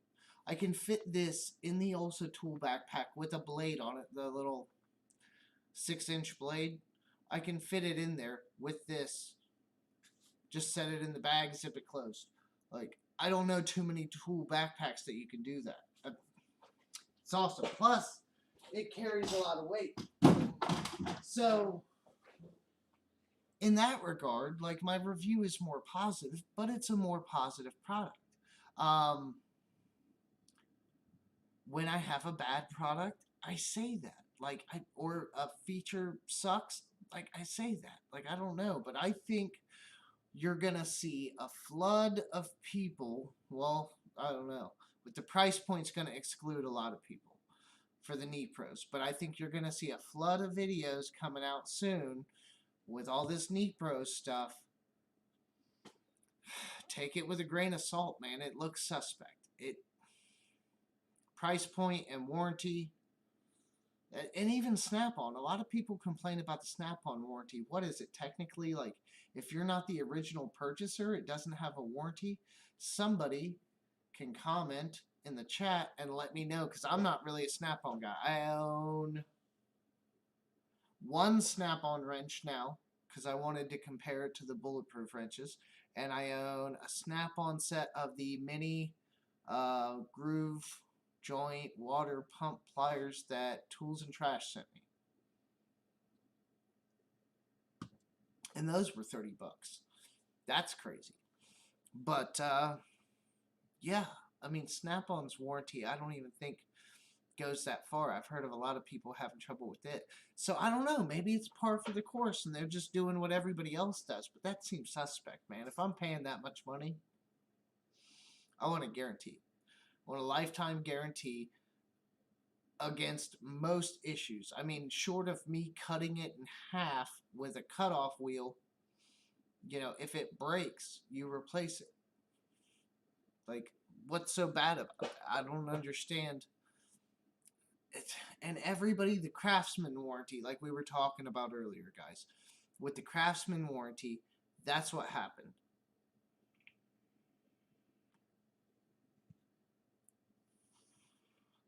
I don't know, competition in the market, whatever brought them down, which was probably, you know, more Sears problem than Craftsman, but whatever brought them down, their warranty started to suffer, and then their quality started to suffer because they started worrying about the bottom line. I promise you, if Craftsman tools were still worth their salt, like they were when my dad was fixing shit, I was trying to hold a flashlight where he told me to, getting yelled at every 5 minutes for shining it in the wrong spot. If they were still those Craftsman tools, I would still be buying them. But they've gone through so many iterations, and I was buying them when I was, like, I don't know, maybe 16, 17. I got my own first set of, like, Craftsman tools. And it was a big, heavy, fucking huge set, but they were great tools. And until I started losing shit left and right, they were good. I mean, they lasted for years. But then Sears started becoming harder to find in different locations, and then closing down left and right, and then ultimately the going out of business or bankruptcy or whatever the fuck it was they did. And so, yeah, okay, all right, all right, that happens. But then they started outsourcing overseas. The quality went down. Then, you know, okay, now they're going to be carried at Lowe's, but Lowe's doesn't really want to warranty it the same way. And they say, what is it? Ace Hardware? There's one somewhere around me, but I don't even think I've ever been there. I think it's in, like, Piqua. It's a town not crazy far from me, but I don't go up there very often because there's a lot of druggies and criminal types, and I try to avoid that if I can. So I don't get up there much, but I don't really go to Ace, so I'm not going to go all the way up there just to specifically warranty some Craftsman tool that I bought that should have a retailer theoretically close to me. And Lowe's, I tried to do it there, and at first they didn't have the ratchets. I did a video on this. At first they didn't have the ratchets that they wanted to warranty me, because they weren't going to upsell me to a better one because they didn't have that one. So then they said they didn't have it. And then after talking to them, the dude's like, oh, well, if you didn't buy it here and you don't have a receipt, we're not going to warranty it anyway. So I had to call Sears and do it online, which was kind of nice, sort of, because they took my word for it. They didn't even make me send the old ones back in. I actually sent them to some dude who commented on the video. He commented on the video and said, oh, like, why are you warranting, made in the USA stuff? I'd just rebuild them if I was you. And I was like, man, I still got them sitting here broken. Like, do you want them? And he was like, wait, what? Yeah. Like, you're going to send them to me? I was like, yeah, sure. I send them out. And this is probably the first anyone's hearing about that. Like, I didn't publicize it, nothing. I sent him 2 ratchets, granted, skipping teeth and shit, but whatever. Sent him 2 ratchets, something else, I forget, and then a pair of antique Craftsman wire cutters that I got at an estate sale, I think. I put those in a video somewhere, I think, because I was like tracing the date back to like somewhere around World War II based on the markings on the grips. But yeah, I sent all that shit to him for free, for nothing. And I don't know, maybe he subscribed, maybe he didn't. Who fucking cares? But dude wanted them, so I sent them out. I got my new replacement ratchets. Granted, they're Chinese made, but they do okay.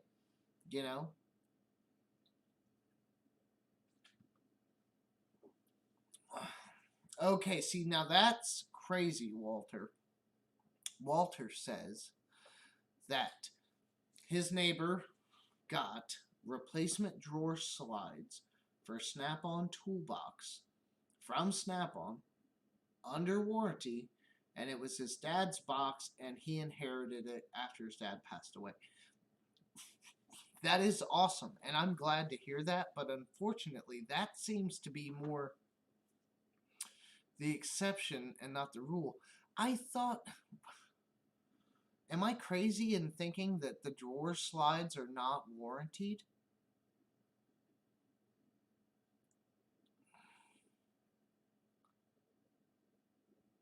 I think that's true. I think like the drawer slides aren't supposed to be part of the warranty. I think, I don't know, because that's the main wear item on the toolbox. You would think. I don't know how that works. I've never owned a Snap-on Toolbox. Backwoods Mechanic says if you contact Snappy on the phone, they have asked if you're the original in the past, but the tool truck guys typically don't care. Depends on who you deal with. Yeah, I mean, if I just try to go kamikaze on a tool truck that I see somewhere at some dealership, which I see the Snap-on guys driving around. I actually saw 2 of them driving up the highway the other day, driving home from work, and I thought that was kind of weird. They usually, I guess the one guy's probably going home, so yeah, they usually don't like cross that close, and they were like literally right next to each other on the highway. It was funny. But yeah, I can't go kamikaze on some Snap-on dealer and go, hey man, I got this one wrench and it's broken, like, you're going to warranty it out for me? Chances are he's going to tell me, nah, he's going to politely tell me to fuck off, right? Probably. Because I'm not a customer to him. I mean, I guess if he's a good guy, maybe he'd work something out with me or something, but it's probably not in his best interest to. You know what I mean? It's at that point, if he did, then that's a stand-up fucking tool dealer, and kudos and props to him. But, you know, if some random guy just tries to warranty something because he sees a Snap-on truck somewhere, that's suspect. I mean, you would expect someone to call Snap-on or try to go with that. The drawer slides are covered, Renegade's Garage says. For how long? To the original owner? For life? For the life of the toolbox? Like, what's the stipulation there? Because, well, I can't say. I haven't seen a lot of broken Snap-on toolboxes. I will say that. You are right about that. So maybe it is a little more common. But I don't think they break that often either. I mean, you got to be doing some fucked up shit to get the drawer slides to mess up. Or it's just got to be a cheap toolbox, which Snap-on is not.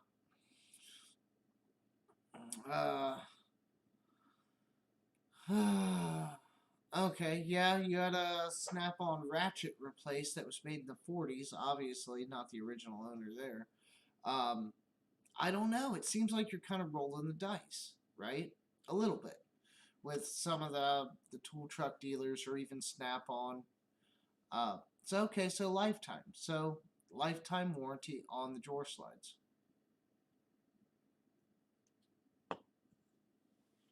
And Walter's saying he did it under his name. I'm assuming he means his friend did the warranty under his dad's name. Which, if it's in the family, then it's in the family, right?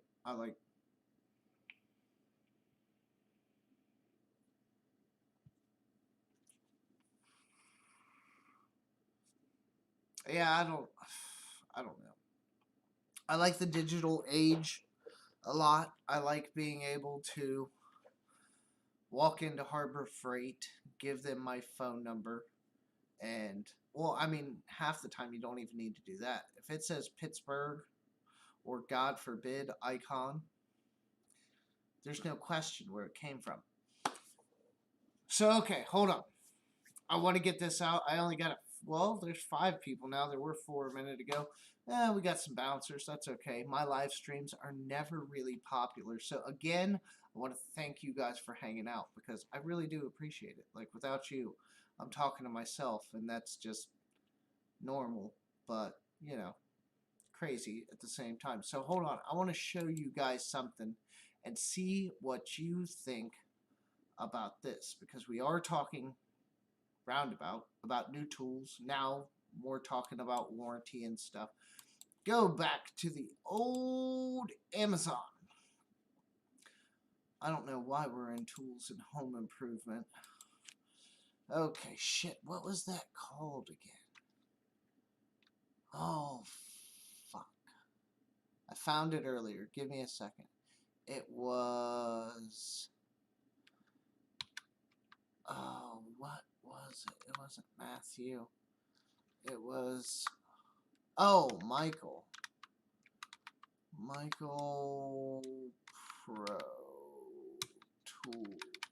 Has anyone ever heard of this company, Michael Pro Tools? They don't have a lot of stuff, but they do have stuff. Here's a 1/2-inch drive, click-through torque wrench, lug nut wrench with 3 sockets.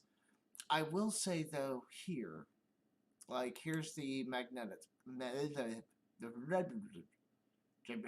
Here's the magnetic parts trays.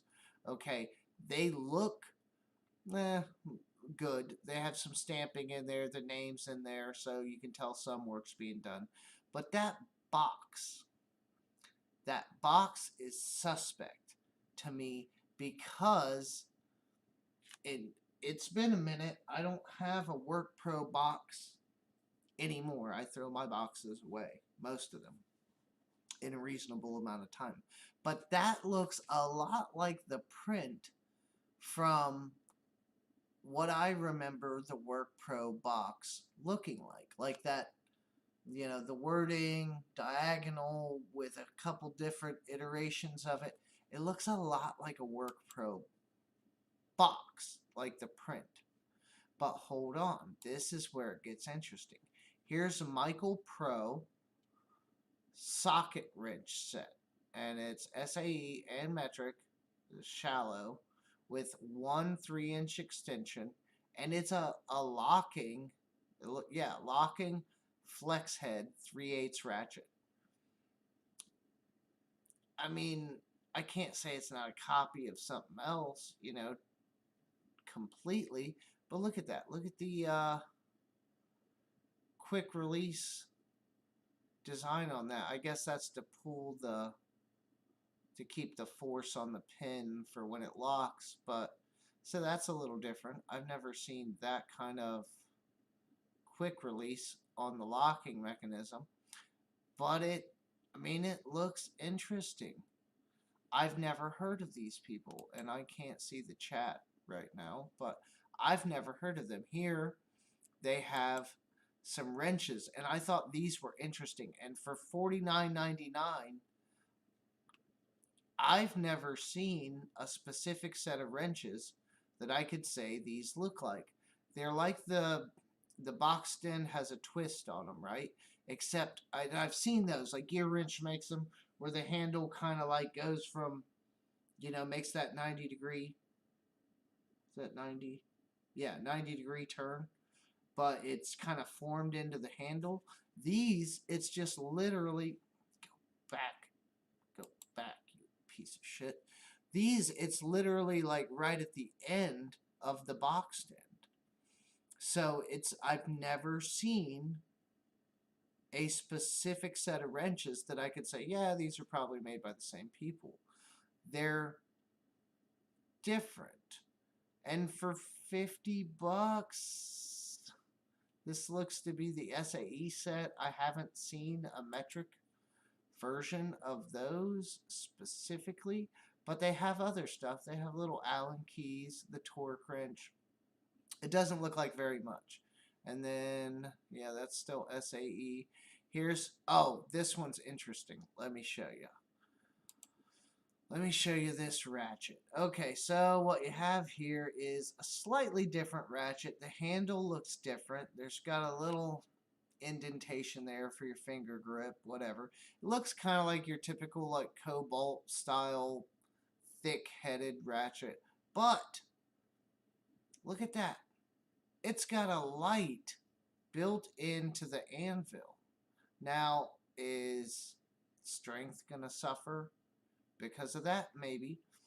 But you have, look, you have a little battery, and I'm not saying that, you know, I'm not saying this is ingenious or it's life-changing, but I've never seen another ratchet with a light in the anvil.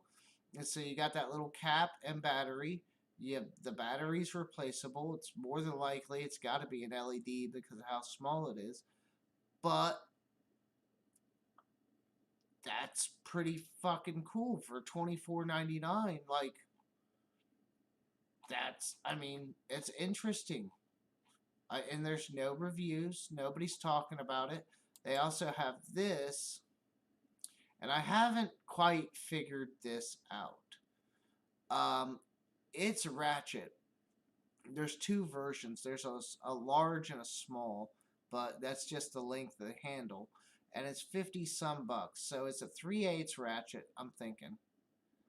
And it's bi-directional, but the selector is, I'm pretty sure it's that spring-loaded lever, because if you look at the head, there's nothing there to select. So I think you adjust that little lever on the handle to change whether or not it's tightened or loosened. That's weird. Pull-through drive allows reversible function by flipping over wrench. What? Oh, wait. Is that the ratchet? Oh, shit. Oh, can you ratchet it with that finger lever? And let me look. Where's the anvil? Maybe you pull the anvil out and like actually flip I can't see that because my camera's, yeah, pull back. Yeah, okay. Yeah. Okay, so you pull back that lever to engage the ratchet, and I think it sounds like you pull the anvil out, like it's theoretically like a pass-through without being a pass-through. So you would pull the anvil out and put it on the other side if you wanted to tighten or loosen. That's never seen that either. Not saying it's not gimmicky. I'm not saying that it's gonna work well, but that's interesting to me. And then like this one with the light, that's crazy. So anyhow, we're gonna get back to chat, see what's going on with you fine people. Who's saying what? What's saying who? Um. Okay. So da da da da. Walter Frederick back on the Snap-on says older military issued tool is not covered by warranty. We were considered stolen. Oh, that's fucked up. Okay, Backwoods Mechanic says I have a vintage snap-on wrench I'd like to warranty, double 12-point specialty from 1930 to 59. I'll have to post that on Instagram now that I'm digging it out. Yes, please. I would like to see that. Renegade's Garage says as long as you don't talk back to yourself, you're okay. And Backwoods Mechanic says I have Cobalt with LED in the anvil. Do you? Cobalt makes one? I've never seen it. So that's new to me. But has anyone ever heard of that? The Michael Pro? I've never heard of it. But they're like a whole tool company. I followed them on Instagram and messaged them. I have yet to hear back. But I was interested. It looks like they're trying to do some different stuff.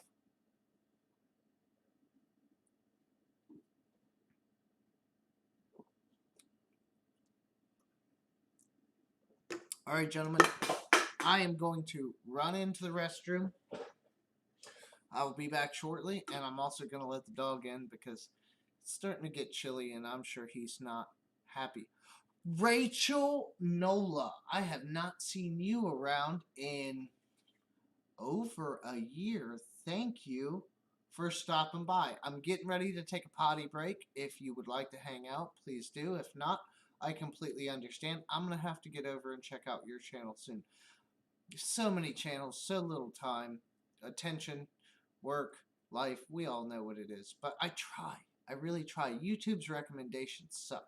I really want a channel where I can insert channels and then just go back to there at one click and like try to keep up on the good people. You know what I mean? Anyhow, I will be right back, guys. Wrong skin. Let me go to the right skin. There we go.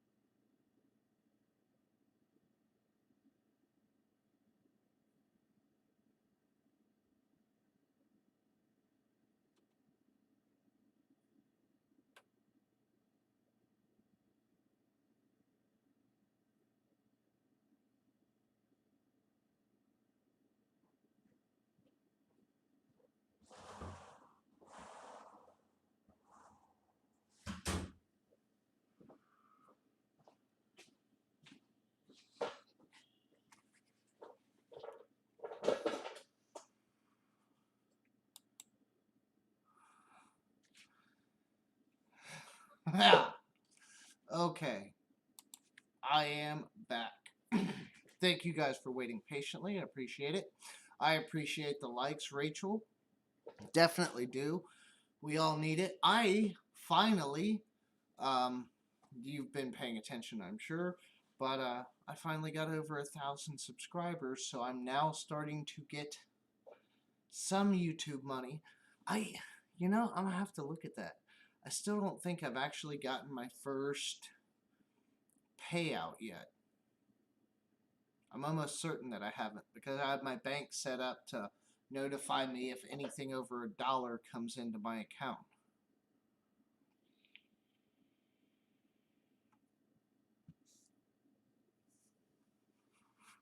Yeah, I see. Yeah, I see what you're saying, Renegade. Don't everybody talk at once. So, I don't know. What did we find out tonight? We found out so far that Koken, I still have to do some pricing on those. I do like the Japanese tools. I will say that. But the knee pros, man, I might actually have to make a video just for the clickbait nature of the name, and people are going to watch it. It might be worth it just for that reason. Because I might get some views. Hell, I get some YouTube money off of it if enough people watch it. Like what you don't know about Knee Pros tools, and then just run down the gambit of all the stuff that they don't cover. That's nuts. It's kind of par for the course a little bit, but it seems like some overkill. I can't think of that many companies that have that many exclusions, especially at that price point. I wonder what they are in Japan. So, hold on. Knowing what I know about Amazon. Delete. Delete. Where's my delete? There it is. Amazon.jp. Okay, so fuck me. Knee pros. Oh, I don't even know how this is gonna go. We'll just do knee pros tools. Holy shit, it worked. Okay, so there's some wrenches. There's Tone. Okay, so here's a ratchet. Wait, let's see if we can find something that's the exact. There's a Tone. There's the Knee Pros little guy. That's Blue Point. Holy shit, they sell Blue Point in Japan? They're brave. Flex Head. Yeah, I'm not seeing it. Oh, there's the socket set. Okay, so now we have a comparison. This wasn't the one in America, wasn't it deep sockets though? Oh, well, I gotta check. Oh, shoot. I never moved you guys over. Shit, let me move you over so you can see what I'm seeing. Sorry, my bad. I'm getting better at this streaming thing. Okay, so back over here. We're on Amazon Japan, 29,800 yen for the Knee Pros, but it's short tools. Okay, but it's short sockets. I could have swore the American one. What the fuck happened? Why is there no Knee Pros in my search? Did I just do Knee Pros? Bam. Yeah. Okay, there's the wrench. I think I had to click on this to find the socket set. And it was like in the suggestions. Right? No? Damn it. Socket set. Oh wow, there is more Knee Pro stuff. Okay, so it's okay, it's different. We got the deep. Japan's got the shallow. But okay, we can do this. So it shouldn't be a huge difference, right? So let's go here. Yen to dollars. Okay, so Japanese yen. What do we say? 29,800 yen is $284.63. So the American, okay, so allow for a little bit, okay, a little bit of a markup, but it seems like, I'll go out on a limb here, it seems like it's a marginal, you're paying the marginal import markup. That's what it looks like. So on the Japanese site, the short sockets are 29,800 yen, and on the American site, 336 US dollars for the deep, the same socket set with the deep. So, and theirs has like the case with it. I wonder if the case is metal. So, okay, you're obviously getting like a little more of a deal on the Japanese site, but it doesn't seem. Knee pros, let me see if I can do socket set. Socket set.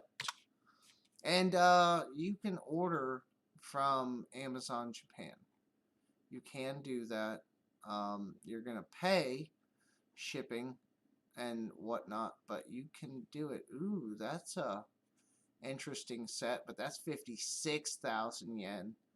It's probably a half inch, maybe, and it's got a breaker bar. I'm not seeing that exact same set, and there's not that much on the Amazon Japan site. They have the Worth wrenches. Who's Worth? I don't know them either. But yeah, we're not. I'm not even seeing the Knee Pros. Nah, I'm not seeing the same one. So it's pretty close, right? I mean, it looks to be the closest comparison that we're gonna get, and 280. What do we say? 284. So call it 285 for the shorts. 336 for the long. Little bit of import markup. Okay, yeah, it's about the same. It seems like. So they're not marked. They're not. It's not like they're busting heads. That's literally what they're charging people. It seems like. And actually, that's a marginal markup on the price of the yen. Okay, so yeah, that's they're really that much. That's crazy. So now look at this. I probably got two people still in here. Nobody cares. Lobtex tools. Lobtex. Kingston.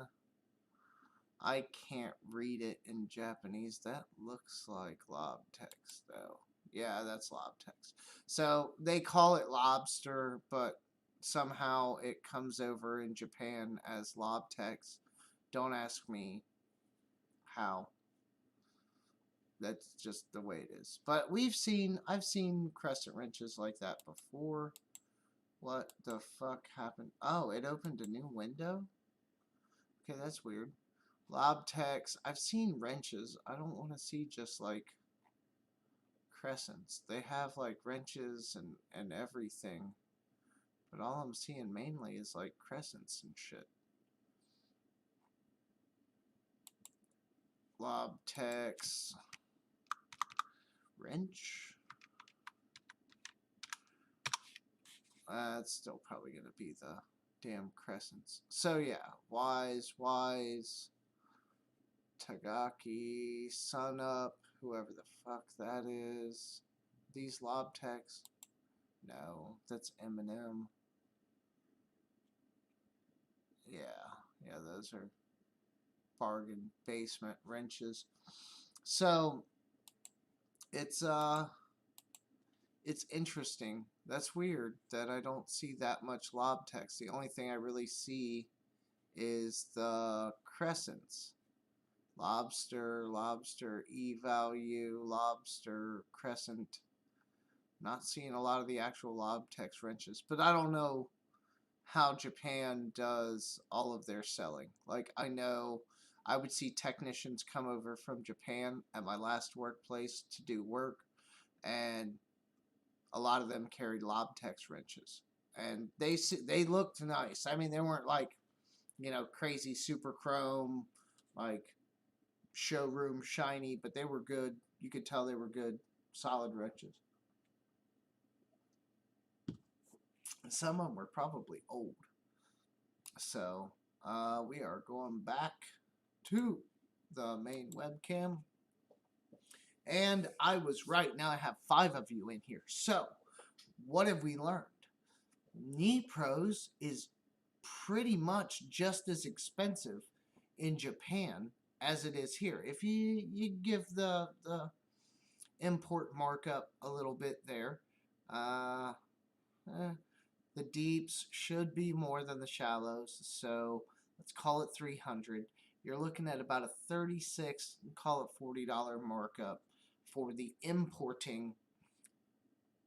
But that's weird that we couldn't find the same socket set on the Japan Amazon site with the deep wells. We found the shorts, but not the deep wells.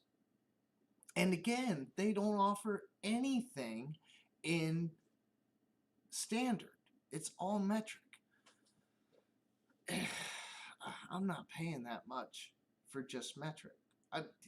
Again, like, we can debate all day how much and who uses standard anymore. Whatever. But if you're going to come into the U.S. market,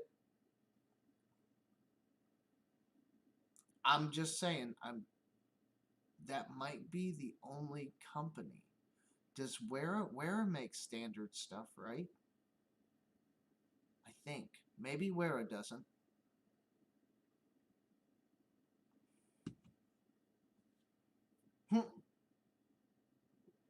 I'm not very loud. That's crazy because I'm looking at my little volume meter and I'm peeking right into the yellow. I mean, I guess I could move my mic a little closer for you. Maybe that should help a little bit. No, it doesn't really seem to be changing anything that much. Oh, now everybody wants to hop in. Are we done with somebody else's live stream? Was somebody else streaming that I didn't know about? I'm kidding. I don't care where you came from. Happy to have you, Larry, Yoda Doug, of course, ACM, Antonio. Good to see you, buddy. Antonio says, I paid $320 for shallow and deep 8mm to 38mm no skips from Tecton. Well, for $336, you could get a 10-piece socket set from Knee-Pros that is deep well and only metric. It's a tough world out there. And that's weird. I went somewhere. I came back. Earlier, the names on the chat box were in blue, and now they're in red. What the fuck? Why did they change? I don't know. Give me a second. Apparently, I have a work call. Now, I know we're all having PTSD from how that has gone in the past. This will be a very quick call. Let me just call this gentleman, give him the answer he's looking for, and I'll be right back. Hey, Ken, how you doing, buddy?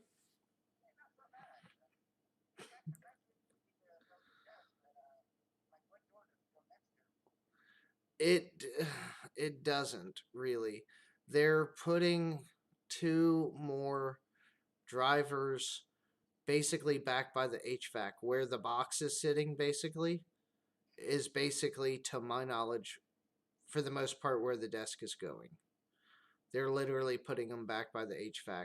They just need more desks, I guess. Brian came back today and was talking about it. So I would just put it together. I don't think they're ready to like fully set it up like right now. As long as it's just assembled, they can put it where they want and 5S it, and we'll handle the rest. But yeah, so it just came down today. Brian was trying to figure it out, where we had power, where they could put them, and all that. And that seems to be the best spot at the moment is back there.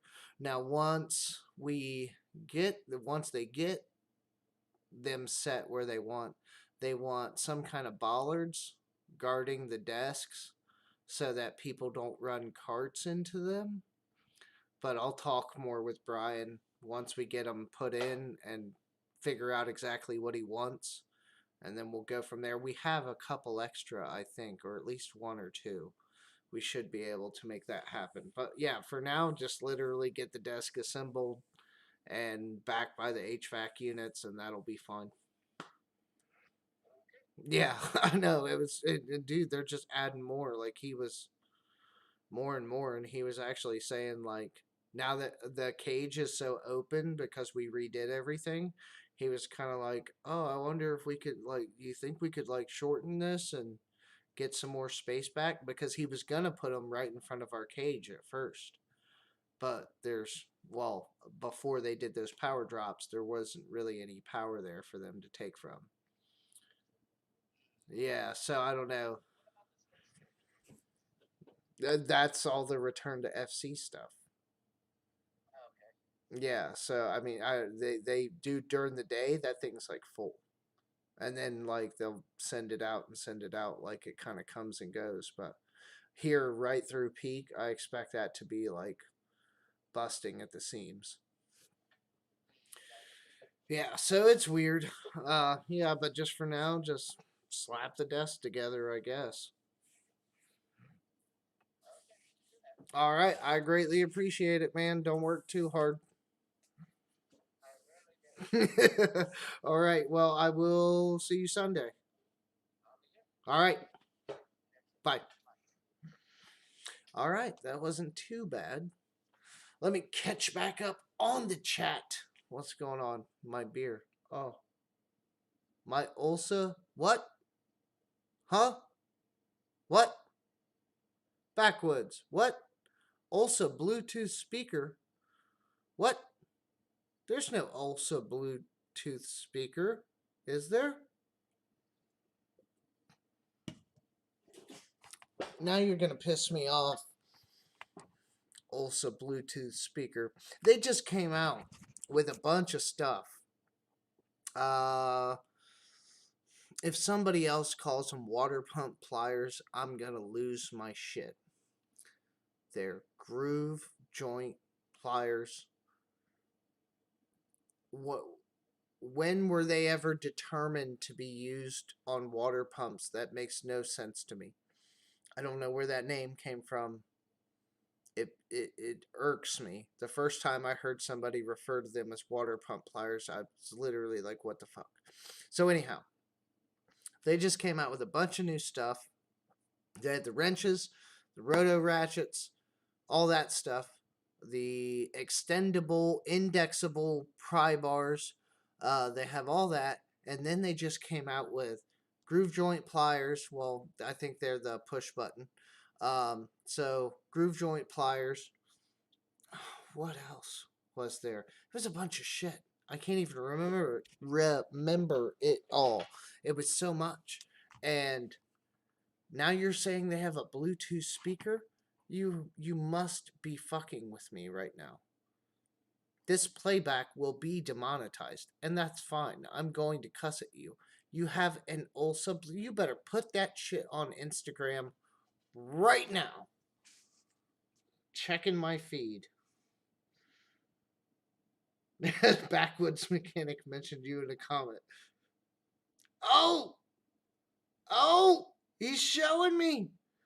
Oh! The cobalt with the light in it! Oh, holy shit! It does exist. You, that's fucking great. Oh, heart, heart, heart. That's awesome. Okay, so now we've come full circle. So there was that. Who else said what to me? Backwoods. Oh yeah. The snap-on, the old ass snap-on. I'll look at that later. I don't want to kill my stream. I got 7 happy campers in here, and I'm gonna say this. I'm gonna put it on screen. Put it on screen. This Harbor Freight stool fucking sucks. There's like this much padding, and it's as thin as the toilet paper at McDonald's, and ugh.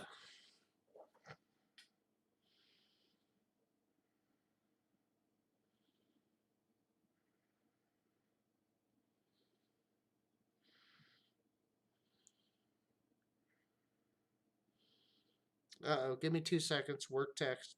Completely unrelated.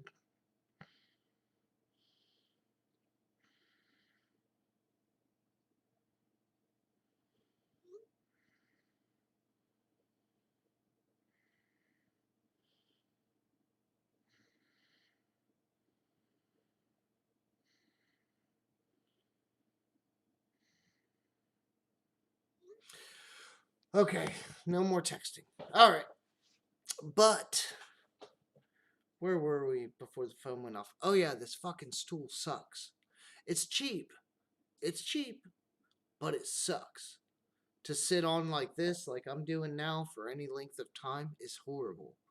And I would like to get a Viper like rolly chair thing, but those things are fucking expensive too. I might see if there's anything um I can do to this one. Maybe shouldn't be that hard to put like a new pad on it. Something. Yeah, ACM's calling you out too. I've never seen an Ulsa Tools Bluetooth speaker unless he slapped a sticker on it. You better post that shit to Instagram. I want to see it. What would power it? Why would they? Ulsa doesn't have any power tools yet. I think, besides the digital torque wrench, that would be the first tool from Ulsa with any kind of real electronics in it. I think I'm correct on that. I don't know. Tekton has an amazing tool selection, says Backwoods Mechanic. I would agree.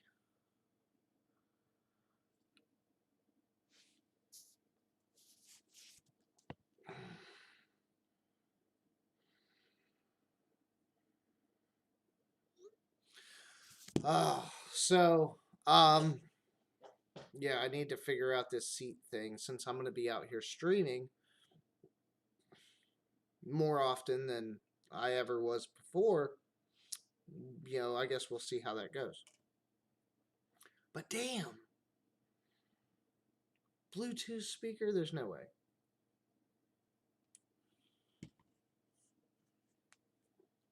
ACM says they're calling them water pump pliers over at Ulsa. Yeah, I see that. I don't like it, but never seen the Ulsa Tool speaker. Channel Lock came up with that. Channel Lock did that, Larry? Oh, for fuck's sake. Like, go change a water pump with those. Go, please. Anybody. I just did that fucking one. And besides it being a pain in the ass, yeah, no fucking way. Especially not with, like, all the rest of the shit torn out. No way. No. I had to take the motor mount off the engine to get to that side. Like, nah. Mm-mm. Antonio, most don't know the difference between them. Difference. Is there a difference? Are you insulting me, Dano? Are very good. I've used them a lot during plumbing. So, okay. No, please. Enlighten me. What is the difference between the groove joint or the Yeah, the groove joint pliers and water pump pliers. Is it the teeth? Is it the fact that the teeth have that angle in them to go around like round pipes and stuff?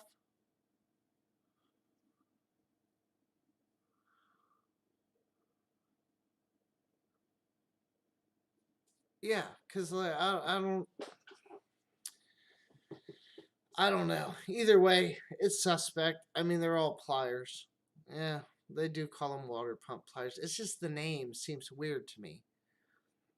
And if they are water pump pliers, it's not a car water pump like ACM is saying.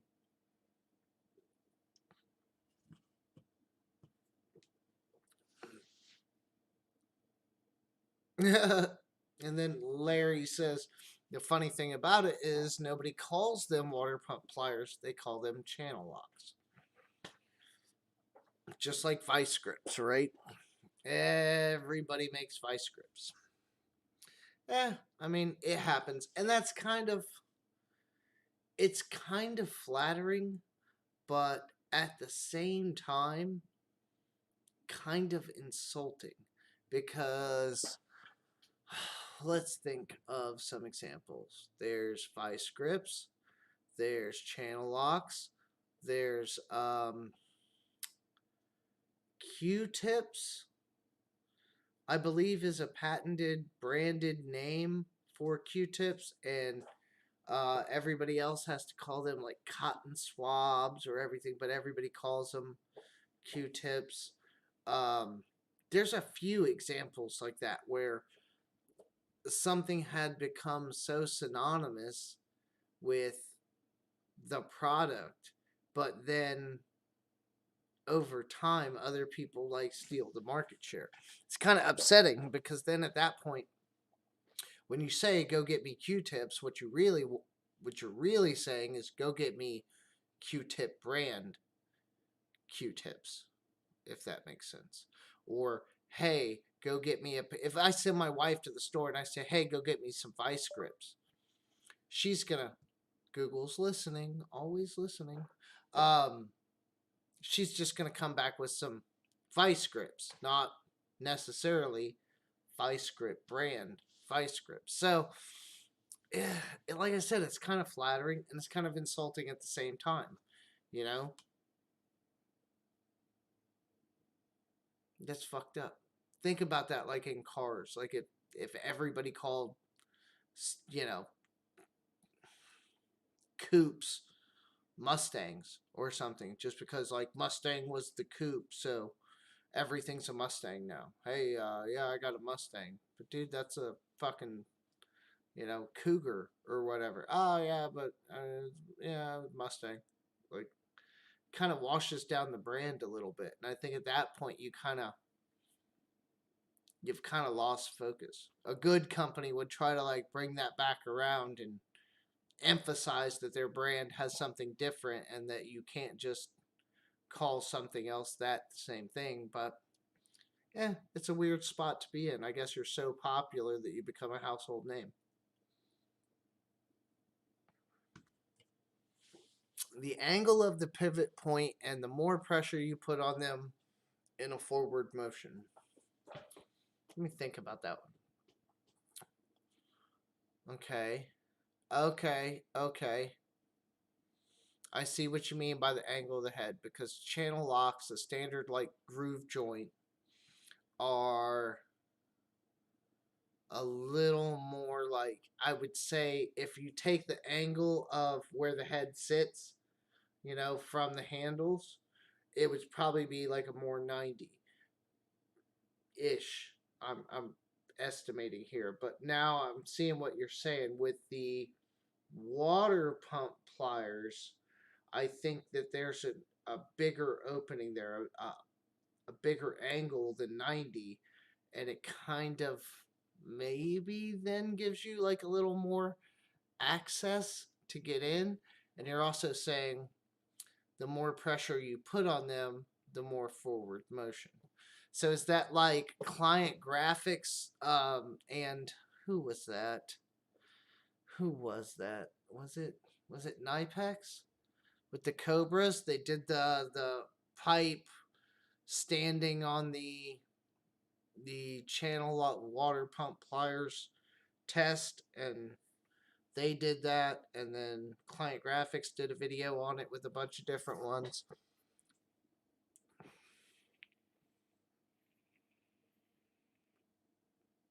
When they talk about water pump, it's a house pump. Okay. All right. So we've figured out that mystery. Crescent, yeah, fucking crescent wrench. I forgot about that one. Which, yeah, that one's. I have a few somewhere of the original, not the original, but you know, actual crescent wrench brand crescent wrenches.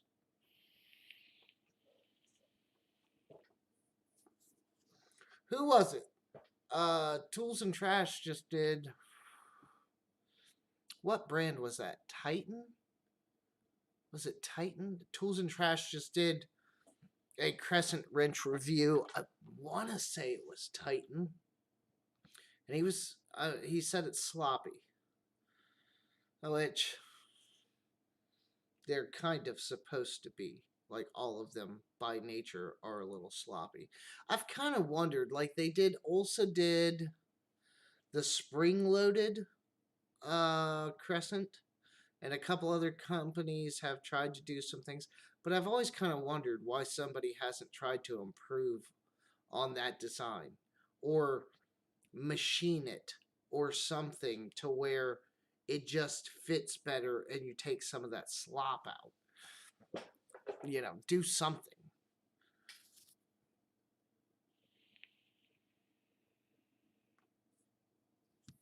See, this is why I love you guys.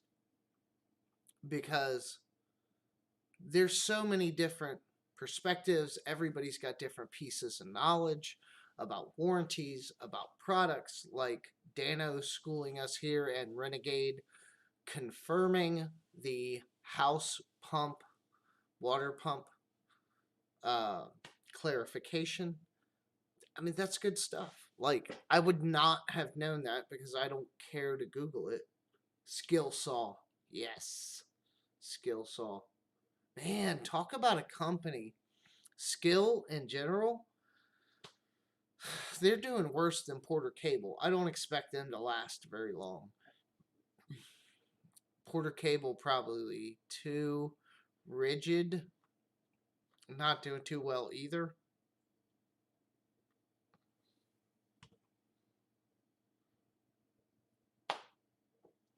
We just saw Metabo, right? Am I right about that? Was it Metabo that got bought out by Hitachi, or is it Hitachi got bought out by Metabo? I haven't been following that much. I mean, I know about it, and at one point I could have told you the difference, like which one was getting swallowed by the other. I think it's Metabo got swallowed by Hitachi.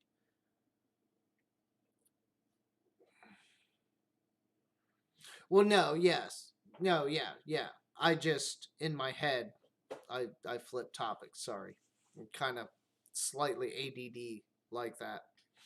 The Skill brand of power tools is going fucking nowhere.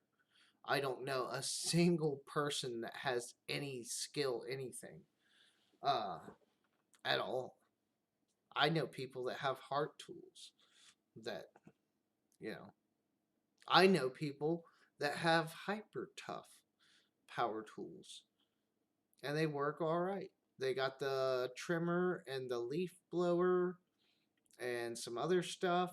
And I mean, the leaf blower, it looks like shit and it's a big fumbly thing, but it works to blow leaves. Can't hate on that.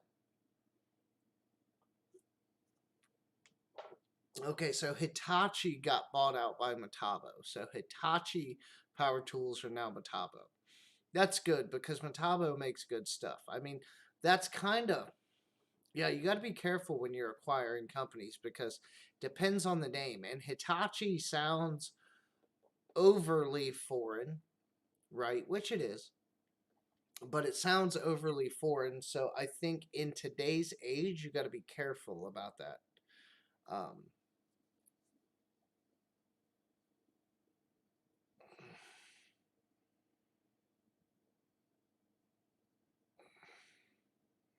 yeah.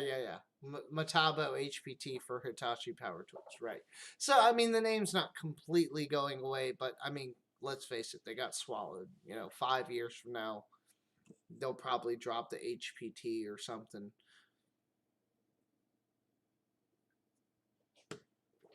It's interesting to watch, like,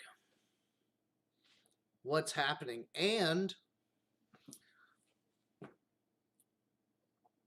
it's interesting because who was it? Google today, maybe today or yesterday, got like they're being sued or whatever you want to call it. There's a lawsuit against them by the government for basically a monopoly. But it's funny, right? Like monopolies are bad, and we all know this, but who hasn't seen the Google monopoly just building? And yeah, early on, I guess you can still kind of argue the point. There were still some, but for the last, what, 10 years? I mean, it's basically been Google. And on every phone, Google search is there. And that's a thing. And then you got companies like Stanley Black and Decker buying up everything under the fucking sun. And who owns them? Is it Apex?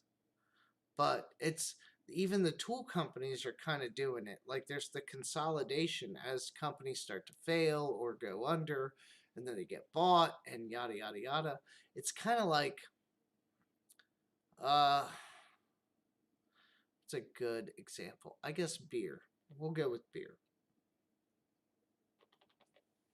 Do you know Pabst Blue Ribbon, whoever their fucking parent company or whatever it is, Pabst has been buying up like defunct breweries, and not necessarily like the breweries themselves, like the retail locations or the brew houses or whatever, but they've been buying up like the dead names and the formulas and the recipes.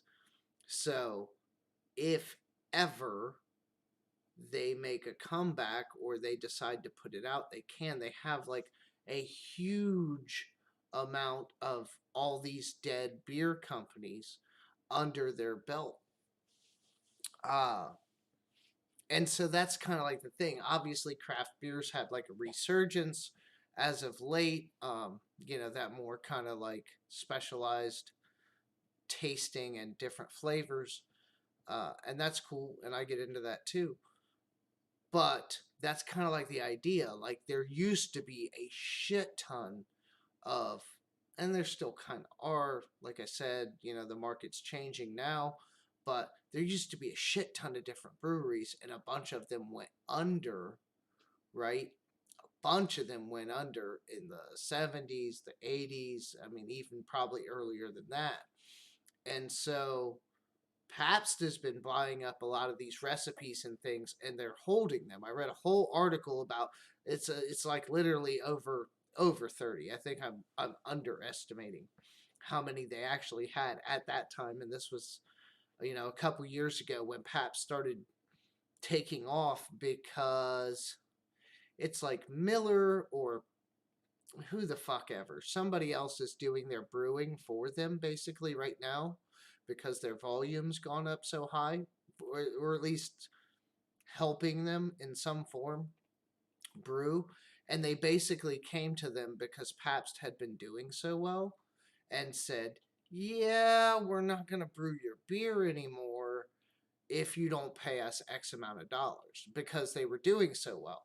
and there was like this whole thing, and I think they figured it out.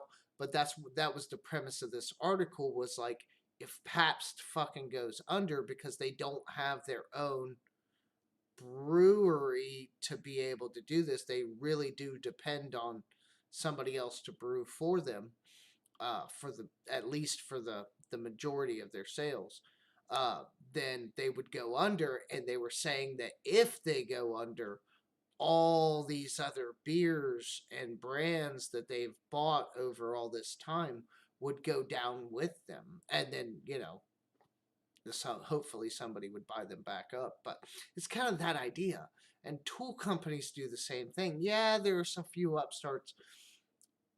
People, like, that's what pissed me off the other day, with people talking shit about the what they call it, the ambassadors doing videos on the Olsa tools, because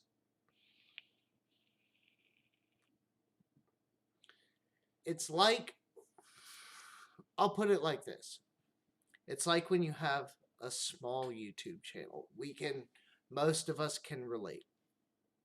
When you start putting out videos, you put them out.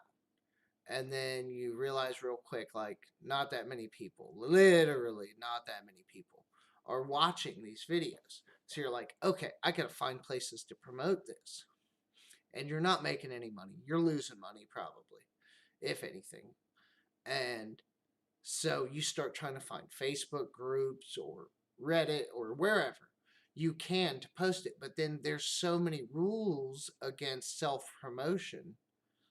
Like, Reddit is really bad for this. I've actually been kicked out of, if you guys probably don't know anything about Reddit, but everything is r slash whatever. That's Reddit. So r slash tools is a huge group. Like, I think it's like 900,000 people are subscribed to that Reddit thread, page, group, whatever you want to call it. And I got banned from there for promoting my own YouTube videos. While they were completely on topic, they don't give a fuck about that. It's the fact that I am posting my own videos. And so what happened was, like, I wasn't doing a whole lot of Reddit.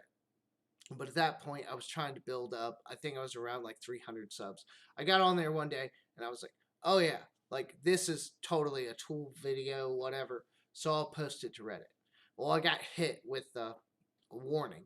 And then I didn't do anything for months as far as posting to Reddit. And like, I legitimately forgot, like, all about it. And like, I was on there one day trying to figure out where I could promote this next video or whatever.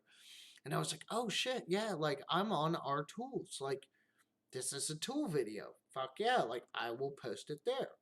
So I posted it. And like, boom, like, within like no fucking time, this dude messaged me back. It's a system they have.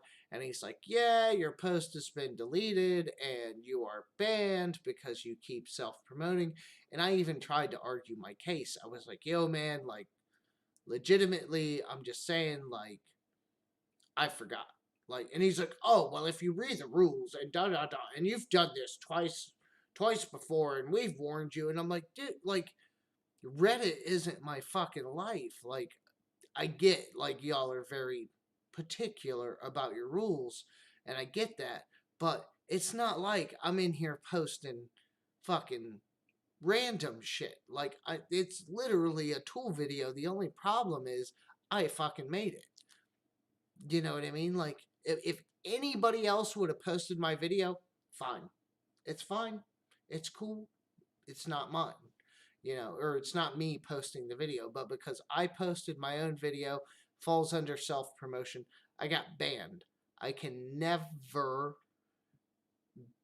subscribe to our tools, which sucks because it's a huge group. I'm in the Reddit cars or Reddit automotive, one of those for cars. That's pretty big, but I've never posted. At that point, I figured out my mistake, and literally, like, every section of Reddit has rules against self-promotion. Like every single fucking one. The rules are nuts. There's more rules on Reddit than there are. So I stay away from that. But when you're new, you're trying to find all these places to promote, right? And it's hard. So like people dogging on like Ulsa Tools, right? For promoting their stuff, for trying to get YouTubers to make videos, for sending out free products. That's it's fucking upsetting because if that was you and you were starting a tool company, you'd be doing the exact same fucking thing. You're just on the other side of the lens, camera, screen, whatever you want to call it. And you just don't see it that way. Because just like when you're starting a small YouTube channel, you're trying to figure out how to get it in front of as many people as possible because the algorithm sure isn't going to fucking help you. So you do what you can to self promote. And that's why, like, people getting on Ulsa Tools, or really any of there's a couple smaller companies. Um, OEMs getting a little bigger. They were non existent, at least in my mind, a few years back. I'd never heard of them, so they're doing some things. And just, some of the other companies. Lyle's been around. Uh, God, there's a few other brands. They're all putting out about the same stuff. I mean, I hate to be that way, but a lot of them are. So, eh, it is what it is. But you can't hate on anybody for trying to do something. And people that get like upset about it because they're seeing the same similar video. I mean, that shit happens all the time. It's just Ulsa's trying to promote a little bit more of themselves, you know. Yeah, Vim tools. I don't know if they're like newer, but I know I haven't heard of them before. And then think about that too. Like when we're talking about like the beer analogy, think about all the tool companies that are dead or bought out or don't exist anymore. I mean, it's kind of sad. It kind of like makes you wonder what, like, okay, just like with our YouTube channels, same fucking thing.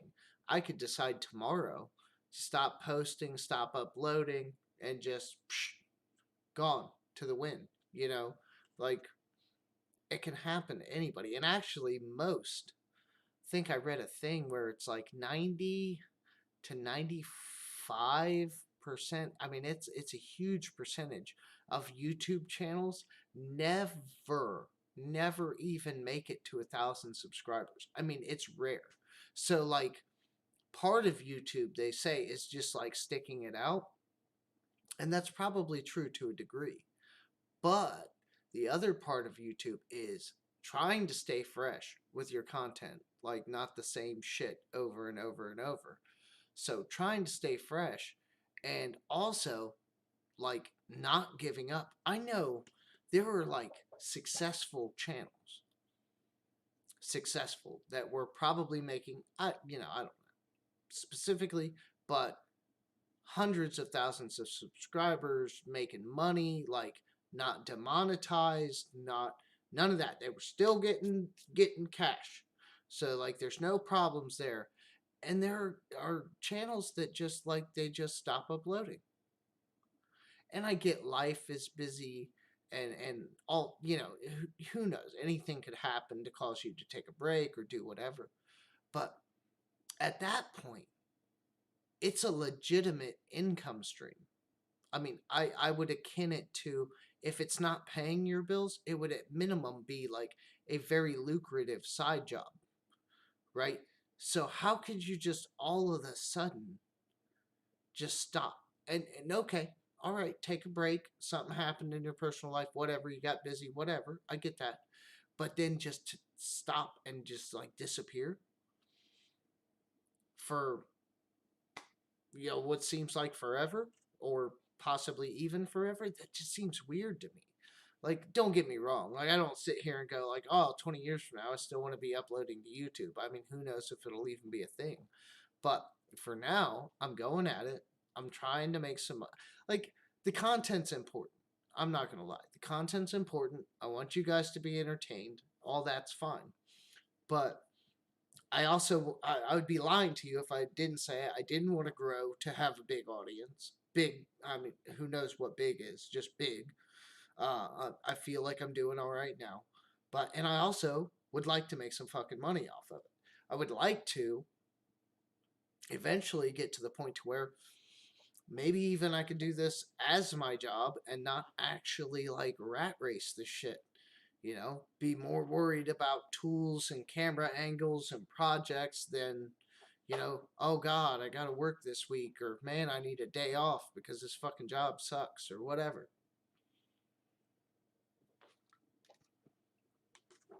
All right, guys, I'm gonna go take a quick restroom break. I'm on my third beer, so I will be right back.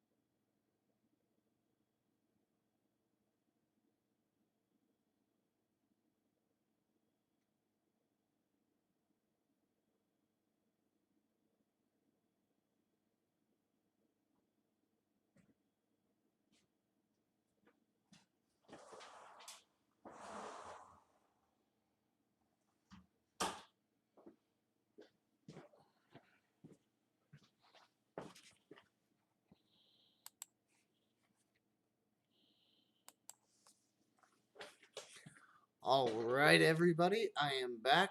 I have not been looking at the chat. It's hard, man, like to ramble, talk, and try to read this at the same time. It's kind of difficult. So let's see what I missed. I'm going to roll back a little bit. Somebody's talking about a discount code. Hold on.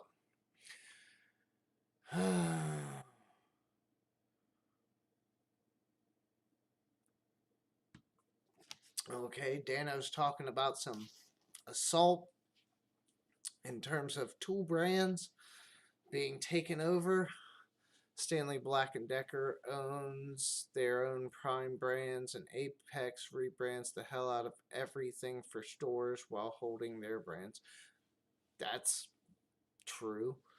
I've done a bunch of videos on also tool socket rails, but I thought the $500 worth of rail, but I bought the $500 worth of rails with my own money.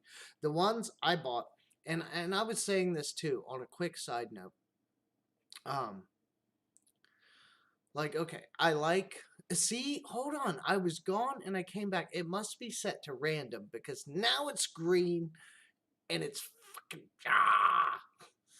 it's changing and it's cool.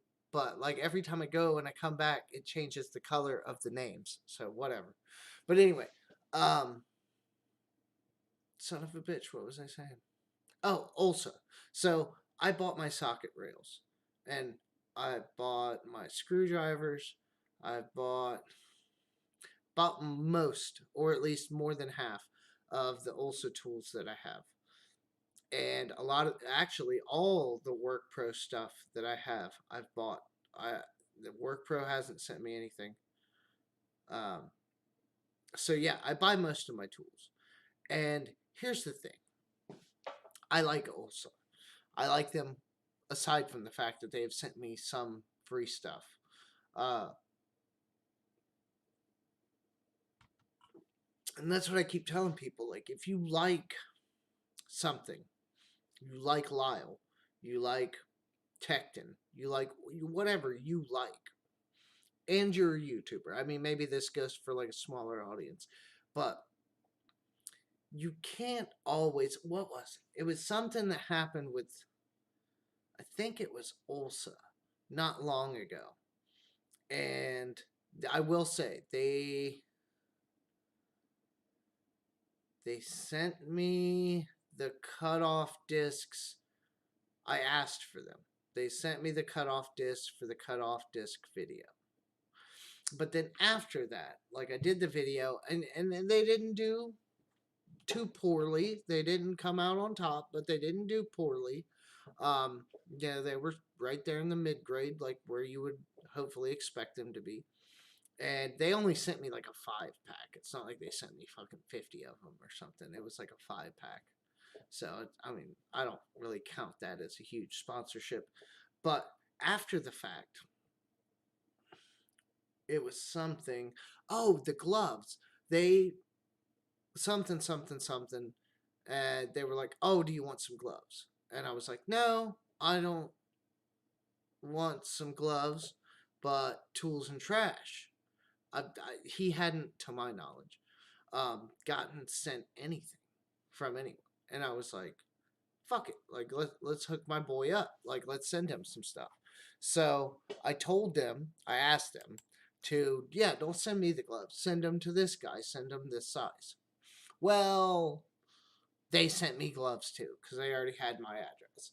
So they sent us both gloves, and that was cool. And I turned out to I fucking love those gloves. I have said at home, I have said at work, the Cut S gloves from Ulsa are really good. I'm not even gonna lie. I've done yard work with them. I've done mechanic work with them. They are a little bulky, but I mean, if uh, reach and getting in somewhere isn't a huge deal, you have the space. They're great gloves, and plus they're gonna keep your hands from getting fucked up.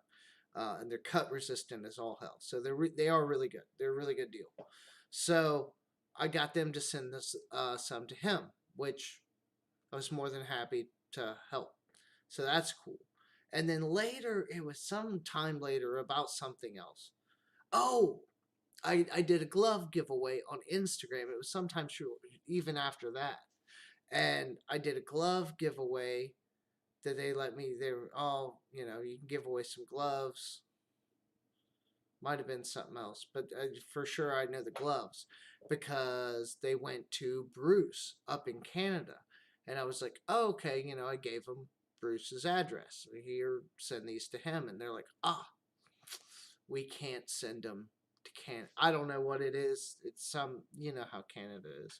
They couldn't send the gloves for some reason, some import something problem. I don't know. They couldn't send them to Bruce in Canada. And I'm like, well, that's fucking stupid. All right, send them to me, and I will send them to Bruce. So I paid for shipping and sent them up to Bruce in Canada. And so Bruce is one of the only Canadians, to my fucking knowledge, that has a pair of these Ulsa gloves. So, good job. But it was like, I don't know. It was like somewhere between 15 and 20 bucks. More than the gloves cost to send them to Bruce. But I'm a man of my word, and if I say I'm going to do something, I'll get around to it eventually. Don't rush me. But I will do it. So I did that, and they asked me about it. They're like, oh, well, you're going to ship them to them. Like, let us know how much shipping is, and like, we'll reimburse you. And I'm like, no, like it's cool. Like you guys, you do enough for me. Like just giving me the gloves to give away, that is fine. Like that's why I go on your website and I buy stuff. They've offered me the ambassador thing. I mean maybe something would happen there, but I've never like agreed to it. I've never signed up, used a link or any of that stuff to like try to promote it. I talk about Ulsa tools. I like them, da da da. But you know, I don't feel the need to be a specific brand ambassador for them. It's really cool. I'm not downplaying other people that are and get that. That's cool. That's whatever. But it just at the time they offered it to me, I didn't think much of it, and I chose not to do it. And so like and they said something. I told them I made an Instagram post about the socket rails or something that I ordered. I was excited. I ordered the 3-piece and another 1-piece to go with it so I could get more. And I ordered those, and they had said something to me, and they were like, "Oh, da da da," and I was like, "Look, like I don't know. I'm not saying they offered me something, but it was something along those lines about something." And I was just like, "Yo, like, look, you guys, you've done good things for me in the past. Like, you do plenty for me. Like, I'm more than happy to come on your site and buy stuff." And that's kind of the thing. If there's somebody that's kind of doing right by you, tool company, business, whoever, and they're doing right by you and they're trying, or maybe even they give you a hookup, like, what was it? It was I saw something the other day, and it was maybe it was like a meme or whatever, but it was like oh, like it was this black guy talking about supporting black businesses, right?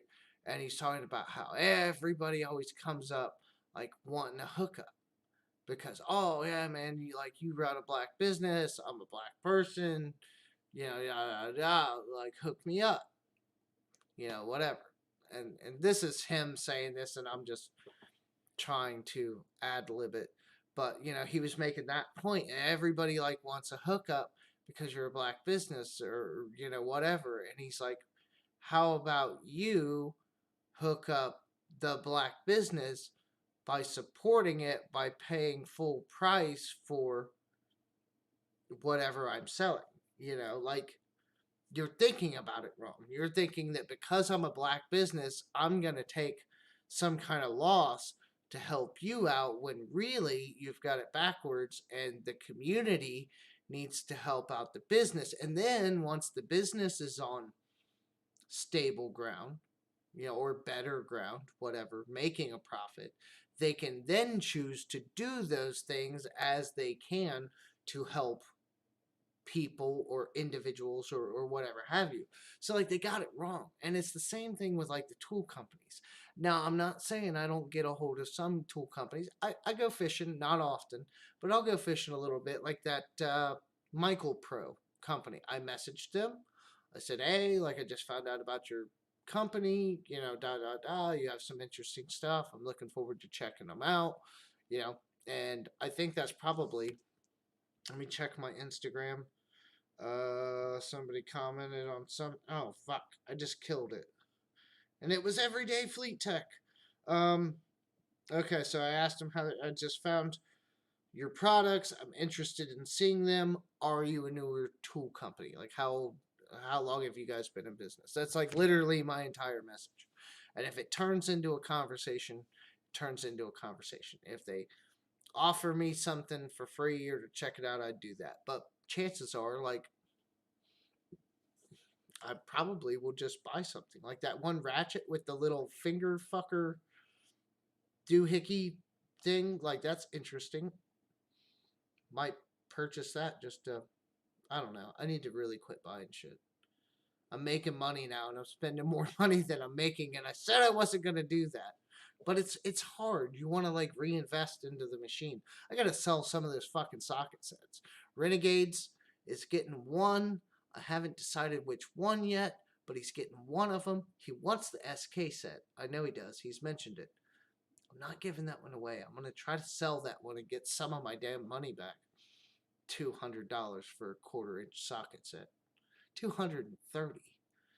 Fucking ridiculous. Quality, but ridiculous.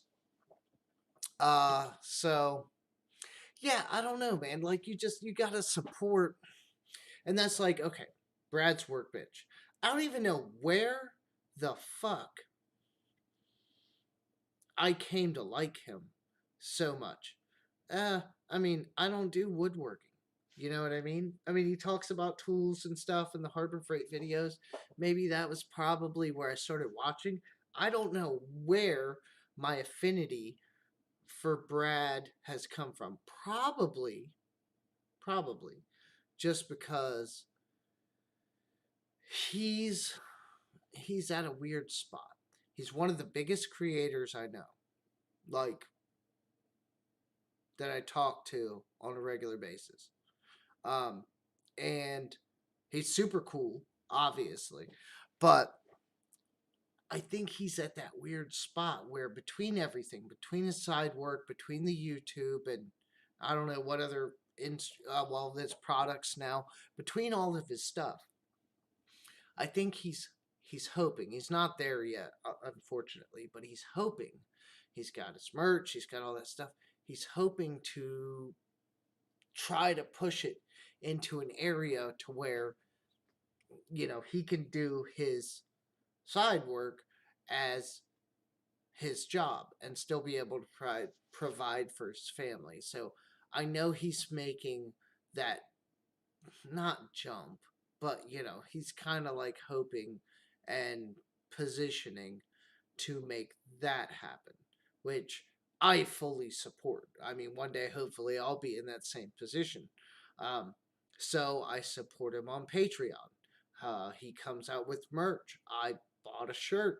He does all these woodworking projects. I traded him a vise, and that was him. He asked me when I replaced my vise here in the garage, that old, and I still don't know. I'm gonna have to message him and bitch because he never told me if he got that thing installed. It works fine, but it's a little jank. It needed some things. Um, he wanted that vise. I don't know, I was gonna toss it. Or, not toss it. I was gonna find something else to do with it. And he asked me about it, and I'm like, oh, yeah, man. I mean, if you want it, yeah, go ahead. So I told him I'd send him the vise, and he's like, oh, well, if you do that, like, like I could make you like a little sign or something. So I had him make the name plaque for my family. I think I posted it on Instagram.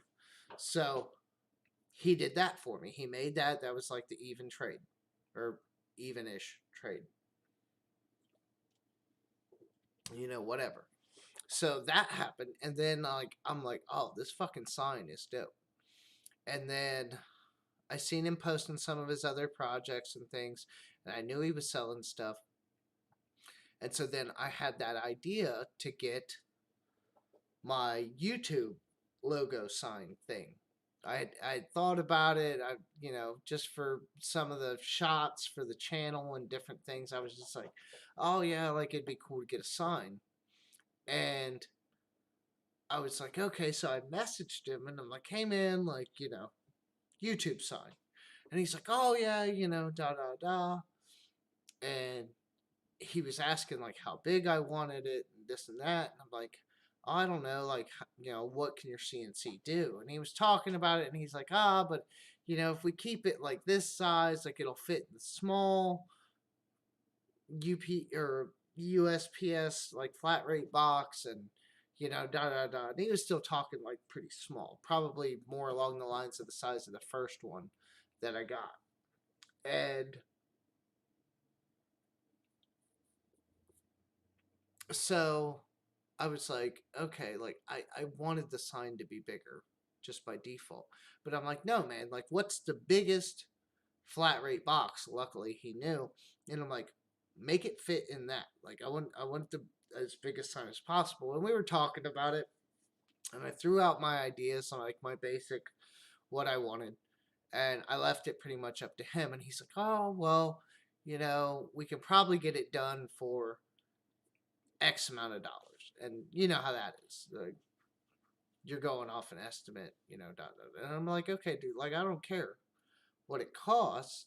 Like, do it the way you want. Like, we'll square up later. Like, it won't be a problem. Just, you know, make the sign and make it the way you want, and do what you want to do with it. I mean, as long as it's the basics of what I'm asking for.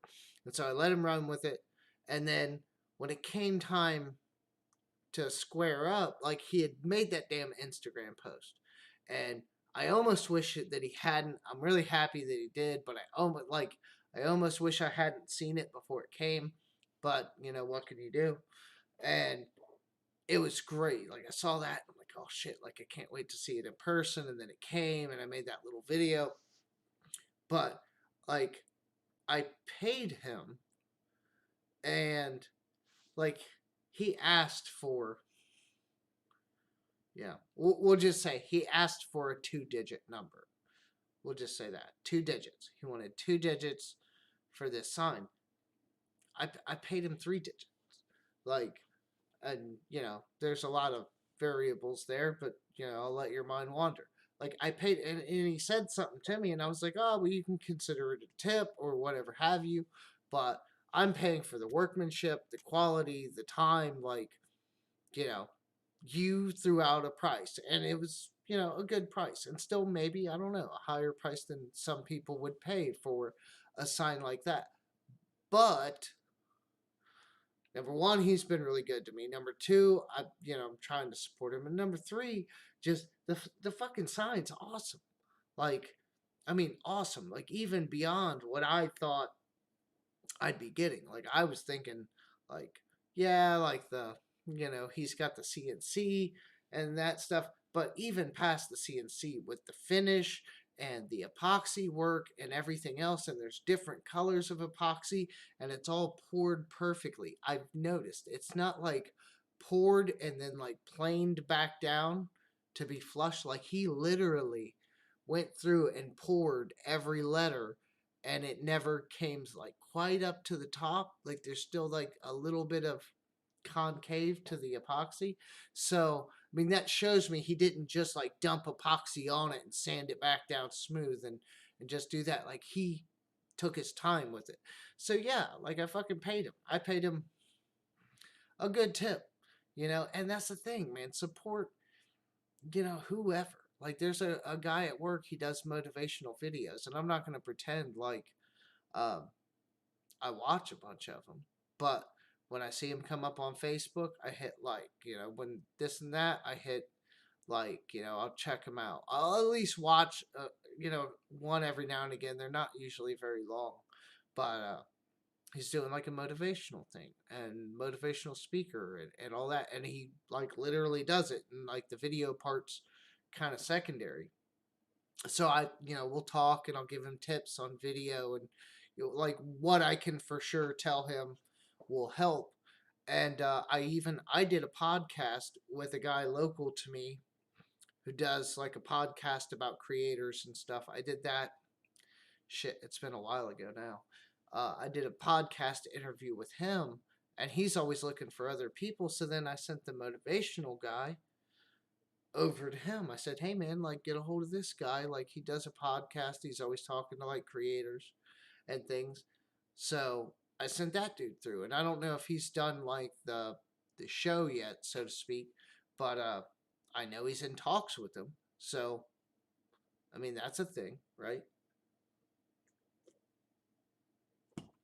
Yeah, I don't you just try to support, just like ACM saying, like workmanship's craftsmanship, somebody's time isn't considered much to anyone these days. Like, yeah, and that's a good point. Like, it's like mechanics or anybody, carpenters, fucking, it doesn't matter. Because you know how to do said thing, and I don't.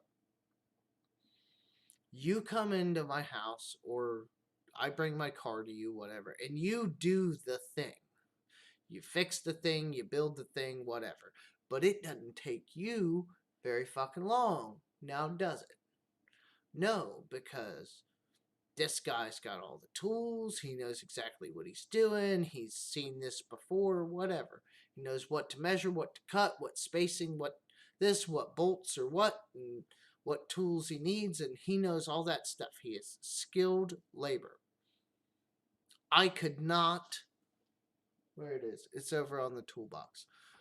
I could not make that fucking sign. I could try to make that sign probably 50 times and not make that sign as good as it is now. Number one, I don't have a fucking CNC. Number two, I barely know shit about stain. And number three, I've never done any epoxy work. I mean, like regular, like epoxy, but not like colorized and doing all that shit. So, yeah, no, like I could not do that. So, because it took Brad, I don't know, X amount of time. I wasn't rushing him from like conception to thing. I don't know, maybe like 3 weeks or something. I don't know, from like the first message, something like that. It wasn't really that big of a turnaround, but I couldn't fucking do that. I couldn't. I'd have to buy tools and do it. I saved a shit ton of money having Brad make that for me rather than even thinking about trying to fuck it up myself. You Because somebody can do something easier or quicker or simpler than you, there's a reason why. They either have a skill that you don't have, a talent that you don't have, knowledge that you don't, like equipment you don't have. They have something that you don't. So just because a guy fixes your car, you tried to replace the battery in because you never took the plastic caps off the terminals, and you want to, oh, well, that just literally took you 2 seconds. It doesn't fucking matter. He had to go look at your shit, figure out what was wrong, and guess who didn't know what was wrong? You. So pay that man his fucking money, whatever he's charging you for that fucking few minutes it took him to do that, and then be on your merry way and know that next time, you can't do certain things. Like, I won't, this job on the car is like about my fucking limit. Like, I really, because of the time it's taken, this car broke down in April, I think. April, somewhere around there. Maybe even earlier. Somewhere around there. We're rolling on a year that this car's been fucking sitting here waiting for me to fix it. So it sat for like, it was like, yeah, like 4 or 6 months before I even really started buying parts for it. So really, I've already probably wasted more time and money on it than I would have saved by just taking it somewhere, honestly. But I kind of wanted to see if I could do it. And if I fuck it up, I'll buy another car with a good engine in it and swap it in or something. I don't know. Maybe I'll just scrap the car. I don't know. We'll find out. Hopefully it just fucking runs. But like, I know where my limit is. Like, if I need to put an addition on my house, I ain't fucking doing that. If I need to run like a couple extra pieces of plumbing, okay, I can probably manage that. I need to replace an outlet, run a new switch, something like that. Okay, I can do that. Replace a ceiling fan. Okay, put in some accent lighting. Yeah, I could probably do. I can do some stuff, but I know my limits. So many people anymore don't know their limits, or they think that just because somebody else can do something easier than them, that it's less valuable because it doesn't take them long. Everything is because it's specialized. The guys that pour cement and come and do driveways and shit, like, it only takes them all in all a couple of days of digging it up, boxing it out, doing all that, getting everything set, get ready to come in and pour, then do the finishing work on the top and put the texture on, whatever. Like, it doesn't look that bad until you realize of all the shit that goes into it, and it's because they know. When I was younger, I worked for a company who custom built fences. They did like privacy fences and all that shit. But every single one was hand built, like, posts, and we built every section. There was no prefab fucking nothing, not even the gate. So I learned a lot right there about how, because I had already put up like prefab fencing, right? I mean, a lot of people have. It's not that hard. Setting the post on prefab is the worst part, but seeing like the work, like leveling every fucking board going down to make sure that you don't fucking skew your fence line and have it leaning. I mean, it doesn't sound like much, and I guess really once you get it, it's not that bad. But man, like, you got to look at that fucking fence of 3, 5, 600 feet, whatever, and every fucking board had to be leveled before it could be nailed. Like, that's fucking crazy. but that's what, we were doing. And then this other dude, the foreman, right? The foreman, it was, what was it called? Like a scallop, where like at the post there's a point, but then there's a sweeping curve in between, like a concave cut. I shit you not. Now you're talking 8 foot in between posts or whatever, but this dude, we would build the fucking fence, right? And we wouldn't worry about shit on top, right? We'd level the bottom with the terrain as best we could, stepping and doing what we had to do where we had to do it. But we wouldn't worry about the top. And on these scallop jobs, this dude at the end, once we had everything done, he would run through with a fucking circular saw and scallop the whole fucking fence by hand with a goddamn circular saw. And when he was done, it was fucking perfect. He didn't fuck up once, ever. Never that I had saw. And with a fucking circular saw. It's made to cut straight. I mean, and not like a little mini one, like a full fucking size corded circular saw, like. And yes, it's a gentle swoop, but you couldn't ask me to do that fucking cut perpendicular to nah. And nah. And this dude just did it. He just ran along the whole fence. That's skill. Like that's you can't really even like learn that. You teach it and you can, but it's got to be learned over time. You just can't. I can't just explain to you how to do it. You're not going to be able. You got to practice. That takes time, and you got to get good at it. It's just crazy.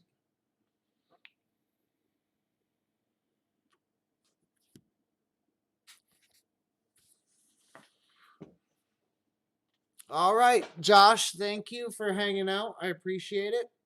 It is getting late. So a young man like you needs to get his sleep. Yeah, but I mean, you gotta support what you can, guys. I mean, I get it. Like, I do these live streams. Occasionally, I get a donation, and that shit, I will say, is awesome. I will say, YouTube kind of blows because they take a percentage. So, and I mean, I knew that going into it, but those are nice to get. It makes the difference in a live stream because for the most part, like I might get maybe if it gets monetized on playback, I might get like a few cents, but really you don't get much from live streams outside of donations. So the donations are really nice. Like the other night when CP was in here, and then who was it? I want to quote right. Actually, I can look because this streaming software keeps track of them. Um, Zaphael. Yeah, it was CP and Zaphael started donating. CP obviously a little more.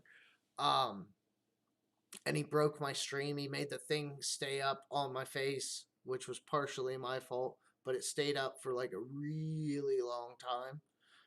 And I thought he broke it, so I turned it off. Anyhow, so he did some donating there, and that literally that those donations made a huge impact on my revenue for the month. Like it took me from where I was probably like a little over $100 in the month to where we still have like what a whole another week left or a little more, and I'm already way past my normal amount that I'd be making for this month. So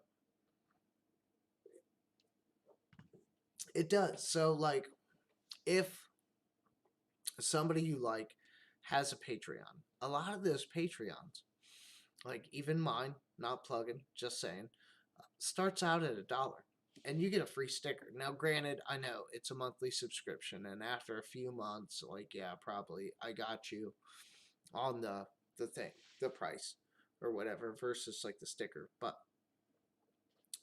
it's a lot of like the Patreons, which I know it's a whole nother site you got to sign up to, but I mean, there's content there, and it's a little specialized. I guess it's probably for like the bigger creators, really, that it's harder to get this kind of one-on-one time with. But if somebody you know or like has one and you really want to support them, do it. It's like, okay, I'll tell you this story to the 8 people that are in here. There's this woman. Her name is Allison Morrow. She's a ex-TV reporter. And she had started a YouTube channel. And it was kind of like her going off grid. Larry, that's not what I meant, but I appreciate it. Thank you very much. Very, very much. Now you're on my damn list of.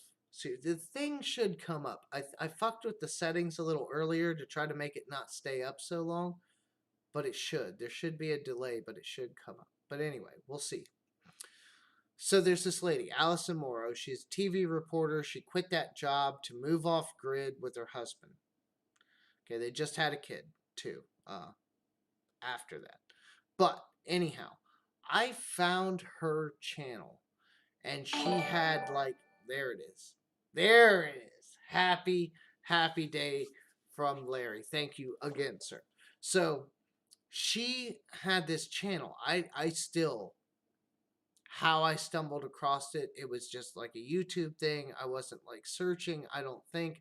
I found her, clicked on her video, watched it, and I'm like, this is fucking cool. Like, she's a real reporter. But even at that time, she was still doing like some of the off-grid videos and trying to rebuild an Airstream trailer. And it was kind of like not all over the place, but it was different. So I was like, okay, whatever. But I started watching. And then sometime later, I mean, she's got like 2, maybe 300 subscribers, and I'm like, what the fuck? How is this channel not bigger?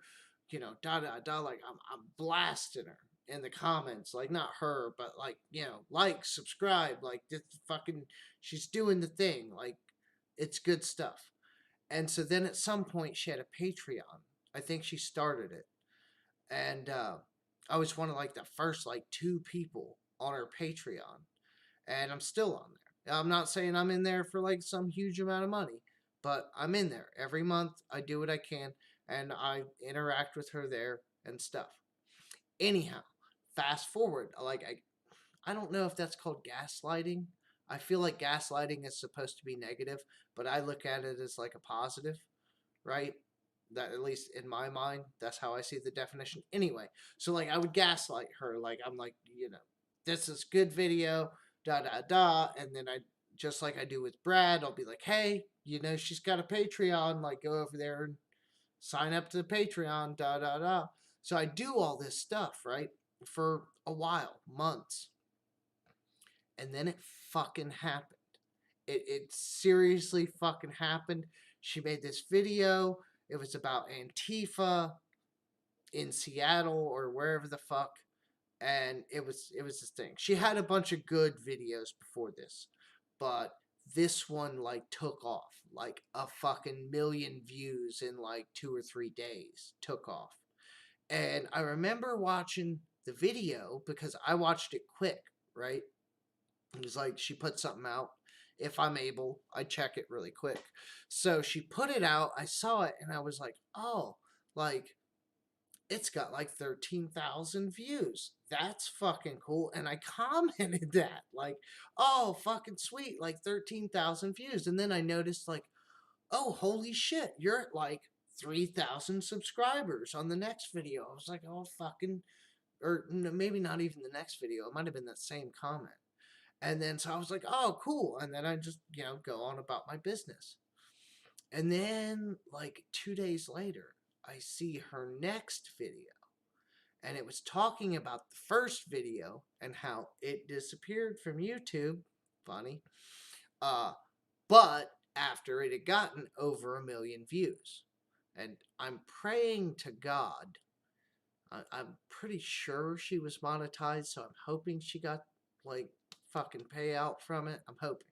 But anyway, if not, it doesn't matter because she, like, the day after, like 2 days later after that video went viral or whatever you want to call it, she's at like 60 some, maybe even 70,000 subs I don't even know. Hold on, let me go check. You guys aren't going anywhere. I'm still have at least half a beer. Uh, fucking mouse. The mouse dies when I'm not using it. Okay, so hold on. YouTube. This is a good example. This is a really good example of. And it shows my stupid face on live. Why does it show me my own live? I put 2 L's. Her name is Allison with 1 L. More. There. Bam. Okay. So, okay. She is now sitting at 75.9, call it 76,000 subscribers, right? So she now has this huge channel, right? And I'm still a Patreon, and there's a bunch of other Patreons now for her stuff. So she's getting, I don't know exactly what, but she's getting probably a decent chunk of change from that. She's getting a lot more views on all of her videos. She has like an actual, I don't want to say actual, but a bigger following now on like literally every video. So like all this stuff is happening. And I feel really good that I supported her from the beginning. I don't need a fucking merit badge, but it's nice to see that you kind of, I don't really think I did anything, but it's nice. Well, then the other day, it was like yesterday, the day before, something. She actually like did a live stream, which is really weird for her. I can't think of like a whole bunch of, maybe one before, but she really doesn't live stream like a whole lot. So she does this live stream, and I hop in it. And I guess I was late because her husband, who really never, not often gets in front of the video for any reason, but they were asking like gun related questions or whatever. So he's like a Marine sniper, recon sniper, badass. So he was talking and answering questions about that. And so he was on screen. So I get in there and I was just like, there's hundreds of people in the chat. Like, I mean, just like one of those lives you go in and you almost don't even comment because you're just going to get drowned out. And so I get into the live, I see him talk, and I start catching the conversation, and I just commented something like, I don't know, hi everyone, or something generic like that. So like I get into the chat with all these people, and I just make this generic comment, and fucking immediately, I guess he was talking and she must have been on the other side on like the computer monitoring the chat or whatever. But as soon as I fucking chatted, like literally like the third or fourth comment after mine was her going, "Oh, hi Matt." Like not hi just wrench it, not hi, somebody else. Like she'd seen me come in, specifically noticed me, used my actual name and said hello. And then like we had a quick back and forth, da da da. And then I had said something adding to the conversation slightly later, and her husband, who, why the fuck would he know who I am? I don't know. But he was like, "Oh, yeah." And he read my comment. We were talking about guns. So it was on topic. And he goes, "Oh, yeah, like before I get off here," because like he was going to put her back on, he was like, "Just wrench it. Like, I've been watching your channel. I've been checking out some of your videos. It's good stuff, da da da." And that was fucking awesome. I mean, aside from all the other stuff, like, why the fuck would he watch my stuff? I don't know. Obviously, being nice, or there was a reason or something. But and then like he said something to me, so I was like, that's really fucking cool. And part of that is that I theoretically, in some small way, like was there since the beginning and helped her kind of like grow her channel and shouted out her Patreon and told everyone to make sure to smash like, and whatever else it was that I did, just generally supporting her. And that's the nice part of the payoff, but that's kind of the thing. And I'm still on her Patreon, and I still try to watch her videos whenever I can, still pretty often comparatively. But it's really nice to catch. And she does like real reporting. Like, she's not like shilling, she's not like, she'll give an objective take, she'll get interviews from people on each side, and da da da. It's a really nice thing. Hi, Sarah. Welcome to the live stream. I probably need to take my ass to bed soon. But it's a really good thing to be able to support a creator. So, creators, tool companies, your local mechanic shop that does right by you, whatever. Just when we see these things, or somebody doing something, some guy starting his own business, you know, if it applies to you and if he's good and not a shithead, then support him if you can, if able. One of my old neighbors has a roof company, and then we had some storm damage here at the house I live at with my wife. Oh, I don't. I can't give wrenches on here. I have to go to YouTube and give wrenches there, Sarah. But I will give you one. I gotta turn this off as soon as it comes on because it's gonna start talking. And it's my horrible voice. Oh, I already got it off. Okay, so here, I will give you a blue wrench since you must have it. There you go. You should have a blue wrench. I don't know if it's going to come up immediately, but you should.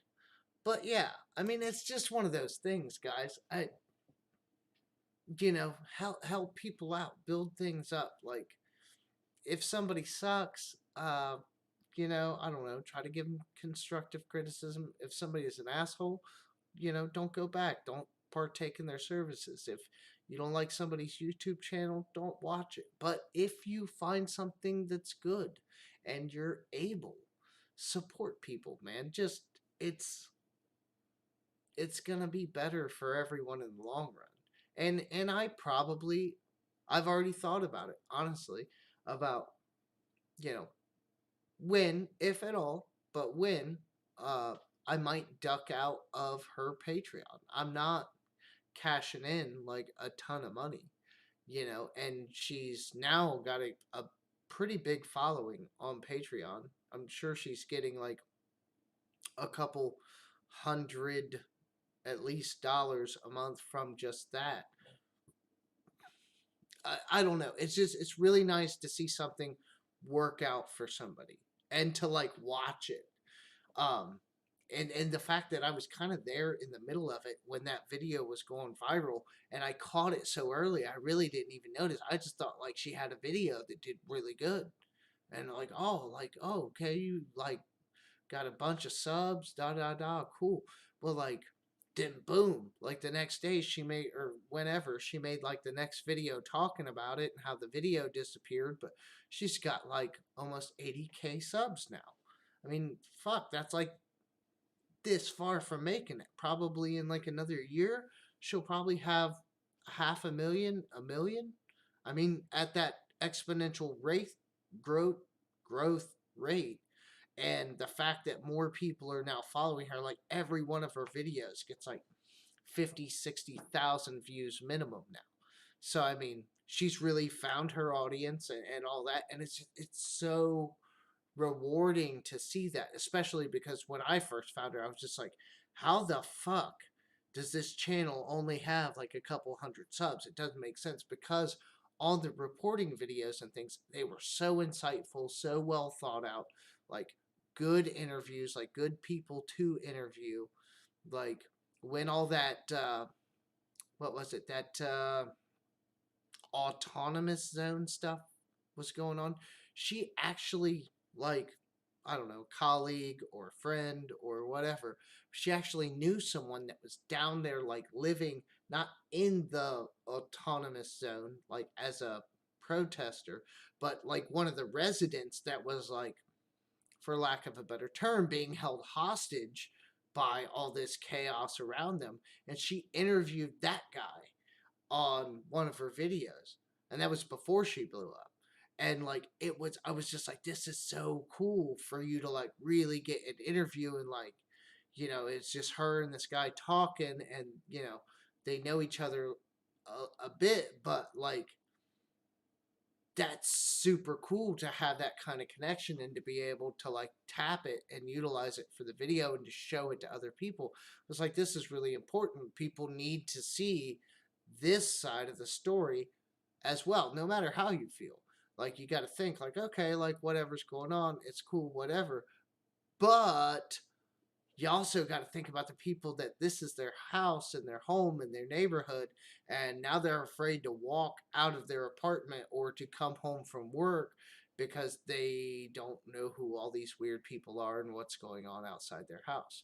So it was really interesting.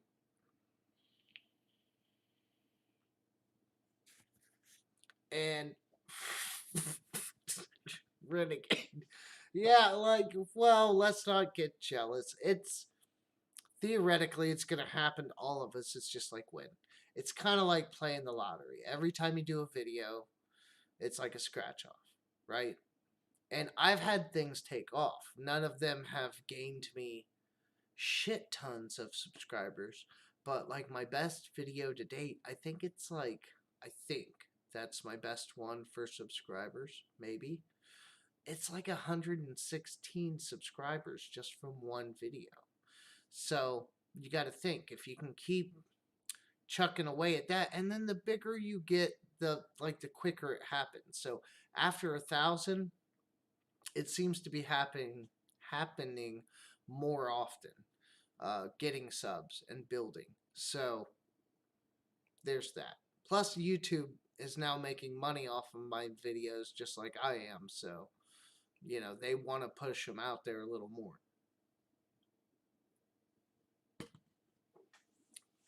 So, it's, yeah, support Brad's Workbench. Buy a shirt. Join his Patreon. I think it's a couple of bucks. I mean, that's all I'm putting in. But a couple of bucks adds up. Somebody can quit their job and do what they want to do. We'll call it want to do. Not rat race it. Man, I'll support that if I can.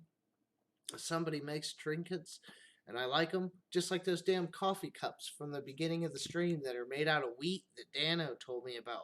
I might fucking buy one just to see what they're like. Like, I mean, and that's obviously a micro version of what I'm talking about, but yeah, I mean, you got a buddy that does something, like anything, support people, man, build people up, help people out. I mean, serving both interests, don't put yourself out to a detriment to try to help other people. Only do it if you're able. But if you are, of course, like, build people up. I try to watch as many people's videos as I can. Like, my wife kind of crabs at me because, like, I always got YouTube playing because it's kind of like maybe like a 50-50. I'll throw on videos of your guys's or whoever I can come across on fucking YouTube at the time if somebody's put out something new or whatever. And then like maybe the other half of the time I'm watching like some of my entertainment stuff or informational stuff or whatever, like not tool related, like video editing or comedy or just whatever. So like I have a lot of YouTube playing like at different times. I don't watch TV.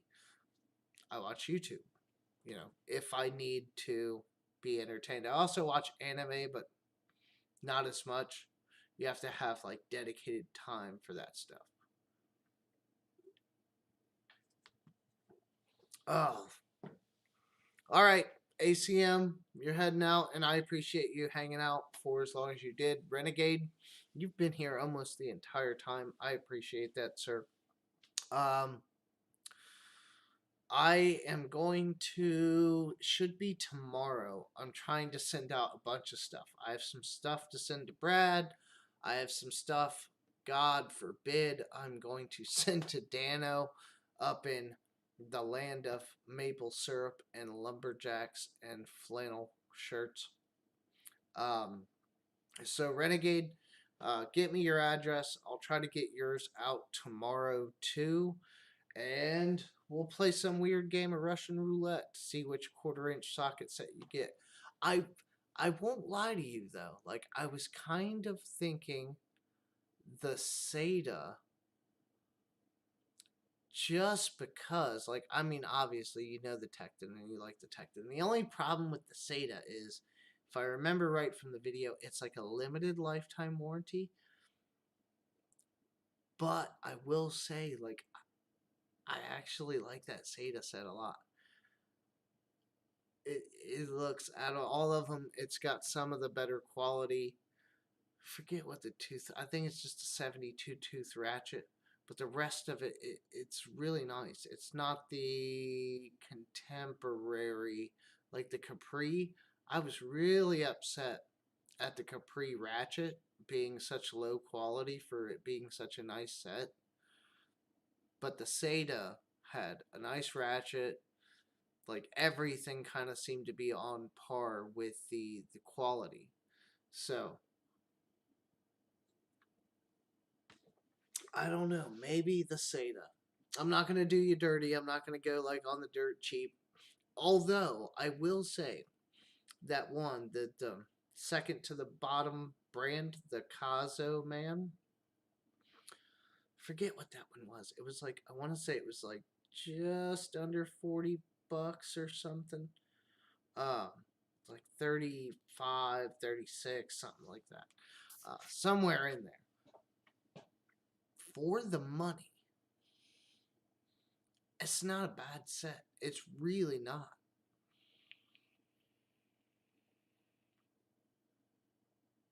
Out of all of them,